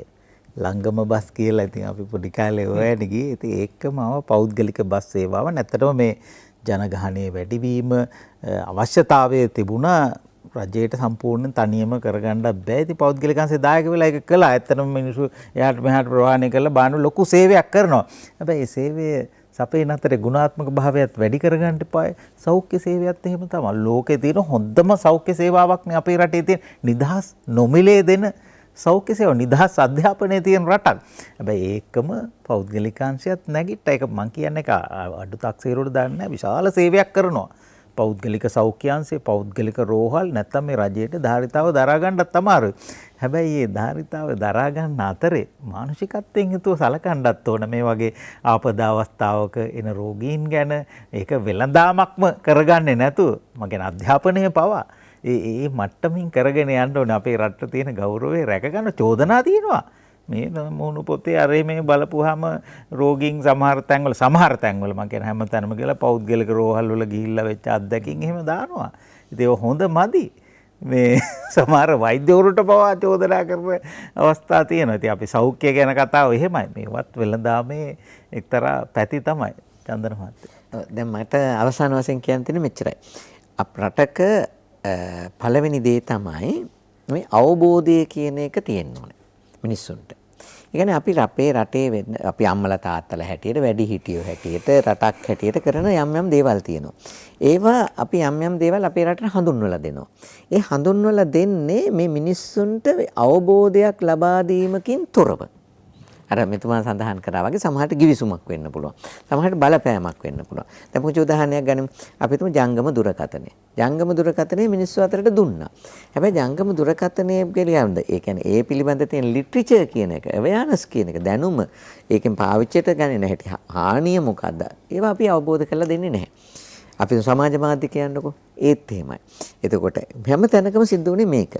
එතකොට මේ මනුස්සකම රැකගත්ත සමාජයක් බිහි කරන්න ඕන නම් අපේ මේ සබාදහමෙන් අපිට හම්බෙච්ච මේ භූමියෙන් හම්බ වෙච්ච මේ පරිසරයෙන් හම්බෙච්ච දේවල් රැකගෙන යන්න නම් මෙන්න මේ දැනුම කියන එක පුළුවන් තරම් ඒ අංශ පිළිබඳ දැනුම කියන එක මිනිස්සු අතරට බෙදා හරින්න ඕනේ. එතකොට ඒකෙදි අපිට පුළුවන් කමක් තියෙනවා නම් හසන්ත අපි මුහුණ දීලා තියෙන ත්‍රස්තවාදී අර්බුද ටික අවබෝධ කරගන්න. අන්න අපිට හොඳ අවබෝධයක් එනවා. ඒකක් තමයි ආහාර ත්‍රස්තවාදය කියන එක. ඊළඟට ඖෂධ ත්‍රස්තවාදය කියන එක. ඊළඟට ගිවිසුම් ත්‍රස්තවාදය කියන එක. ඊළඟට සංස්කෘතික ත්‍රස්තවාදය කියන එක. ඒ වගේ මේ මූලික ඔය අනෙක් ඒවා මේ අපි හිතන්නේ ත්‍රස්තවාදී කියලා අවියාවද ගත්තේමනේ. ඊට වඩා වෙන ත්‍රස්තවාද ටිකකට අපි මුහුණ දීලා තියෙනවා. ඒ ප්‍රධාන වශයෙන්ම ආහාර ත්‍රස්තවාදය කියන එක. ඒතකොට ඒක ඖෂධ ත්‍රස්තවාදය කියන එක මට වෙලා තිබුණා නම් මෙතුමාගේ හුඟක් දේවල් ලෝකේ දැනගන්න තිබුණා පින්තූරත් අරගෙන ආව පෙන්නන්න. නමුත් ඒ වෙලාවම තියුණානේ ආහාර ඖෂධ ත්‍රස්තවාදය කියන එක. ඊළඟට කෘෂිකාර්මික ත්‍රස්තවාදය කියන එක. ඒතර මේ සිදුවීම් සමුදාය මේ ලෝකයේ තුල සිද්ධ වෙන මේ සිදුවීම් සමුදාය ගැන මිනිස්සු මීට වඩා දැනුවත් වෙන්න ඕනේ. දැනුවත් වෙන ගමන් ඊළඟ කාරණේ තමයි අපේ තිබිච්ච හර පද්ධතිය. ඒ හර පද්ධතිය වෙනත් රටකින් ගන්න බෑ. වෙනත් රටකින් ගන්න බෑ. ඉන්දියාවෙන් ගන්න බෑ. මේ ඇමරිකාවෙන් ගන්න බෑ. ඒක අපේ එකක්. ඒතර ඒ හර පද්ධතිය කියන එක අපි පුළුවන් තරම් අපි gedara මූලික කරගෙන මම අනික් ඒවට ඒකට ආණ්ඩුවට චෝදනා කරන්නෙත් නැහැ කිසිම කම්පැනිකට චෝදනා කරන්නේ නැහැ. gedara මූලික කරගෙන මේ අම්මයි තාත්තයි දරුවෝ ටික කෑම කන එක, නිදා ගන්න එක, hina වෙන එක, වැඩ කරන එක, එකට ඉන්න එක, ආදරේ බෙදා ගන්න එක, සතුට වෙන එක, ඇහුම්කන් දෙන එක, හොඳ නරක තේරුම් ගන්න එක. මේ දේවල් ටිකත් එක්ක අපි ජීවිතේ ගොඩනගා ගන්න ඕන. ඔන්න ඔය අංශ තුන එකතු කරොත් ඒ කියන්නේ හැම දෙයක් පිළිබඳ දැනුවත් වීම කියන එක ඊළඟට රටක් හැටියට අපි සාමූහිකව අපිට මුහුණ දෙන්නට සිද්ධ වෙන අභියෝග. මම ඔය ත්‍රස්තවාදී වචනයකට අභියෝග. ඒවා ගැන දැනුවත් වෙන එක පවුලක් හැටියට අපි සන්නද්ධ වෙන එක. මෙන්න මේ තුන අපිට එකතු කරන්න පුළුවන් නම් යම්කිසි මොහොතකදී අන්න අපේ රටේ ආපහු අර ඉස්සර වගේ ලස්සන සුන්දර ඒ විදිහම නොවුනත් හොඳ මනුස්සකම තියෙන සමාජයක් ටිකෙන් ටික නිර්මාණය වේවි. ශිල්ප ශාස්ත්‍ර දැනුම විකිනෙනවා ඒක වෙළඳාම බවට පත් වෙලායි කියලා අපි කිව්වේ විතරක් නෙමෙයි ජයලල් මහත්තයා රසවින්දනේ රසිකත්වයේ ඒකත් ලොකු වෙළඳාමක් ලෝකයේ තියෙන මහා ධනෝපායන මාර්ගයක් ඒ වෙළඳාම ඔය ගායක ගායිකවෝ නළු නිළියෝ කලාකරුවෝ ඒගොල්ලොත් එක්තරා විදිහක වෙළඳාමක කොටස්කරුවෝ තමයි දැන් අපි බලන්නකො මාධ්‍ය ආයතන ගත්තොත් අපිත් එක්තරා විදිහක මේ වෙළඳාමක මම මේ වාඩි වෙලා ඉඳන් මේ ඔකට මේ වෙළඳාම මනුස්සකම කියලා කතා කළාට මාත් මං කිව්වේ අපිට බැහැර වෙන්න බැරි පද්ධතියක අපිත් කොටස්කරුවෝ තමයි අපි කියන්නේ මේක මානුෂීය මුහුණුවරකින් මේ වැඩේ කරමු වෙළඳාම කියන්නේ නරක දෙයක් නෙමෙයි හොඳ දෙයක් හොඳ දේවල් විකුණලා අපි පොසත් වෙමු දැන් අපි ITN එක ස්වාධීන රූපවාහිනිය පරිස්සම් වෙන මම මේ අපි ගැන පුරාජේරුවක් නෙමෙයි අපි ටෙලිනාට්‍යයක් විකාශය කරද්දී පවා ජනතාවගේ රසිකත්වය ඒ අයගේ වින්දන මට්ටම දශමකින් හරි ඉහළ නංවන්න පුළුවන් දෙයක් අපිට කරන්න පුළුවන් පරිස්සම් වෙනවා අපේ අතනොත් අඩුපාඩු වෙනවා ඇති විශේෂයෙන් අපේ සභාපතිතුමා සුදත් රෝහණ මහත්තයාත් හොඳ ගුණාත්මක නිර්මාණ කරපු කෙනෙක් එතුමා හරි සැලකිලිමත් ඉතින් අර බාල දේවල් කළා මිනිසුන්ගේ මනස මොට කරලා අපි සල්ලි හොයලා ලාභ උපයලා වැඩක් නැහැ කියන අදහසේ අපි ඉන්නවා හැබැයි අපිට විශාල නඩත්තුවකට විශාල වියදමක් තියෙනවා මේ ඔක්කොම කරගෙන යන එක ලේසි වැඩකුත් නෙමෙයි ඒකයි මේ අපිත් පැටලිලා ඉන්නවයි කියලා ඉතින් රසවින්දනේ රසිකත්වයේ පවා අද ලොකු වෙළඳාමක් ජයලල් රෝහණ මහත්තයා. ඔන්න එක සංකල්පයක් හැටියට කියනනම් හරි වැඩේ හරියනවා. මුළු රටේම ඒක සංකල්පේ හැබැයි එතනත් අල්ල ගන්නවා. මොකද බලන්න හොඳම සංකල්පයන් මේ දේශීය සහල් භාවිතේ. දැන් වෙනකොට ඒක අමුතු සමාගම් වලට අහුවෙලා ඒවා කෙලින්ම ඇඟිල්ල දික් කරන බලෙන් හිර කරලා තින්නේ ආයි නෑ. දේශීය සහල් නිකන් ගොවියට දැන් හිටවන්න බෑ. හිටවන්න පුළුවන්. ඉතින් එයාට ඔහේ කරගෙන යන්නයි තියෙන්නේ නේද? ඒ නිසා අපි හරි පරිස්සම් වෙන්න ඕනනේ. එතකොට මේක කොච්චර දුරට යනවද? වැවේ සොරව් අරින තැන ඉඳන් වාරි ඉංජිනේරුවා දක්වා යනවනේ. මොකද සොරව් අරිනවත් එක්කම දාන බජිරගෝනියත් එකට බලපානවනේ. ඒක වතුරත් එක්ක ගිහිල්ලා කොහමද කුඹුරු වලට ගිහිල්ලා ඉවරලා වල්පැල වැවෙනවා. වල්පැල නාශක නැතුව වස භාවිතා කරන්නේ නැතුව අපි වගා කරනවා මේ ගොවියෝ කියලා කිව්වට ඒ මිනිස්සු අසරණ මිනිස්සු. ඒ නිසා මේ ලොකු මාෆියාවකට හිර වෙලා තියෙන්නේ. ඉතින් මේකෙන් මිදෙන්න අපිටමයි පුළුවන්. අපි මේකට ඇලෙන්නේ නැත්තම්. ඉතින් හොඳින් දැනුවත් වෙලා මිනිස්සු හැටියට මේ දේ කරන්න පුළුවන්. මම කියන්නේ හැම ගොවියෙකුගේ ඉඳන්ම පහළ ඉඳන්ම ඒ දැනුවත් වීම ඉතා අවශ්‍යයි. අපි එවන්නකට ඕන වෙලාවක මම නම් ලෑස්ති. ජයලල් මහත්තයා මේක පුළුල් මාතෘකාවක්. අපි ඔය පාරිභෝගික සත්කාරය පැත්ත කතා කරේ නෑ. පාරිභෝගිකයා කියන්නේ කවුද? එයාට සලකන්නේ කොහොමද කියලා සමහරව හොඳට දන්නවා, සමහරව දන්නේම නෑනේ. දැන් හිනාව ගැන කියලා තිබ්බ හිනා වෙන්න බැරි අයට වෙලඳන් කරන්න බෑ කියලා අදහසක් කිව්වනේ. සමහරව හිනා වෙන්න දන්නේම නෑනේ. සමහරව නෑ පාරිභෝගිකයන් මත තත්ත්වවාදී පිරිසක් නේ අපි ඔය කන්න බලාගෙන ඉන්නේ. එහෙම හිතාගෙන මුදලාල්ලා ඕන්නම් ගන්න නැත්තම් නිකන් මොකක්ද ඕන නිකන් එහෙම රවාගෙන නිකන් එහෙම ඔරෝගෙන ඉන්න මුදලාල්ලා. එහෙම ඉන්නව නේද? අපේ මේ නාට්‍යකරුවෙක් දවසක් මරු වැඩක් කළා. එහෙම ගියා ওই වගේ තැනකට. ගියාම මොනවද? මොනවද? එහෙම අහනවා. ඉතින් අපි මේ හිතවත් කලාකරුවෝ ඇහුවා මුදලාලි අපි බඩු ගන්න අපේ කො ඇට කරදරයක්ද? ඒ පණසෙට ඉවර hina ගියා. ඉතින් ඔන්නෝම ඉන්නකෝ. මොකද්ද මේ ඔයා ඉන්නේ නිකන් ඔන්න ඕක අර ඒකටත් සංකල්ප වශයෙන් ගාන්ට දීලා ඇරියනේ අනිත් පැත්තට. ඒක හරි සාර්ථකයි. මොකද්ද? හැබැයි ඒවනම් හරියට ගත්තා. මේක අපේ සාර ධර්මත් එක්ක එන දේවල් ටික මොකද්ද? ගමේ සාමාන්‍ය වලේ කඩේ පොඩි කඩේ පැත්තකට ලේන් එකකට තියෙන කඩේක ඉන්න තනි මුදලාලි ආධිපත්‍යයේ පතරෝගෙන පොඩ්ඩක් ඉන්නවා බඩු දෙන්න. තව දෙන්නේ කැවිල්ලානේ ඉන්නේ. බැන්න යන්න කොහෙන් හරි බඩු ගන්නවා. එහෙම කියනවා. මොකද යන්න වෙන කඩයක් නැහැ. නමුත් මේ සංකල්පයට අනිත් පැත්ත ආවා අපේ ගාව එකම අහලක් ඇටින් ඕන බඩුවක් ගන්න පුළුවන්. එනකොට iPhone මහත්තයා සුබ සන්දාවක් වේවා කියලා පිළිගන්නේ කෙනෙක් හිටියා. ඕක මුලදී පෙළක් වෙලාවට ඉංග්‍රීසි භාවිතා කරලා කළා. ඒ නිසා මේසන් බාසුන් නැහැ කෙනෙකුට නෝනත් මම ඒ පහත් කරන්නේ නැහැ. නමුත් එයාට භාෂාවේ සංනිවේදනයේ තේරෙන්නේ නැති වෙන්න පුළුවන්. ඊයේ යනවා ගිහිල්ලා වැඩ උදේ ඉඳන් වැඩ කළා ගියක් හරි වාගෙන යනවා. අතන්ට මේ මොනවා හරි හොඳ තැනක් තියෙනවා ඒක වඩවර. යනකොටම AC කළා. ඉතින් අර දොර අරිනත් hello good evening. අපි යමම් මේ වැරදි තැනකට ඇවිල්ලා තියෙන්නේ. ඒ දැන් ඒක තග්ගල තේරුම් ගත්තා. මේ මාකටිං කියන සංකල්පයත් ඒකට ලං යන වෙනම කතන්දරයක්. ඒ නිසා මේවා ඔක්කොම අපි පොඩ්ඩක් ගැලවෙන්න හැටි සහ මේවම වාසියට පාවිච්චි කරන හැටිත් අපි උගන්වන්න ඕන කියා දෙන්න ඕන. අර hina වෙන්න බැරි අය වෙලඳන් කරන හැටි ගැන කිව්වනේ. ඒක හොඳට hina වෙලා කොහොද අනේ.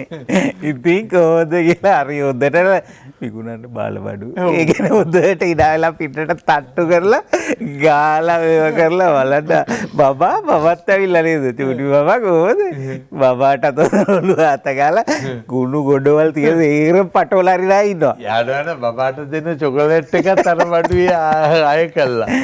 හැමෝම නෙවෙයි. එහෙම අයත් ඇති. අනේ ඇත්තටම මේ හැමෝම එහෙමයි කියලා අපි කියන්නේ. ඉතින් අය බොහොම ධාර්මිකව අර වෛද්‍යතුමා කිව්වා වගේ ධර්මිෂ්ඨ ධාර්මිකව වැඩ කරන අය ඉන්නවා. ඒ ආදර්ශයක්. රටට එහෙම වැඩ කරමු කියලා තමයි අපි යෝජනා කරන්නේ. කතා කරන්න බොහෝ කරුණු කාරණා තිබුණත් අපේ කාල වේලාව හමාර වෙනවා. ළමා ස්නායු රෝග විශේෂඥ වෛද්‍ය අනුරුද්ධ පාදිනේ මහත්මයාට අපේ ගෞරවය ස්තුතිය පුද කරනවා. එතුමා රජයේ වෛද්‍ය නිලධාරීන්ගේ සංගමේ සභාපතිවරයා හැටියට ක්‍රියා කරනවා. ඒ වගේම ඵලදායිතා විශේෂඥ කළමනාකරන උපදේශකවරයෙක් හැටියට ප්‍රකට චන්දන ගුණවර්ධන මහත්මයාට අපේ ගෞරවය ස්තුතිය පුද කරනවා. ප්‍රවීණ සම්මානීය රංගවේදී කතිකාචාර්ය ජයලාල් රෝහණ මහත්මයාට අපේ ගෞරවය ස්තුතිය පුද කරනවා. නැවතත් දොර මණ්ඩලාවෙන් මුණ ගැහමු. ඔබ සැමට ආයුබෝවන්.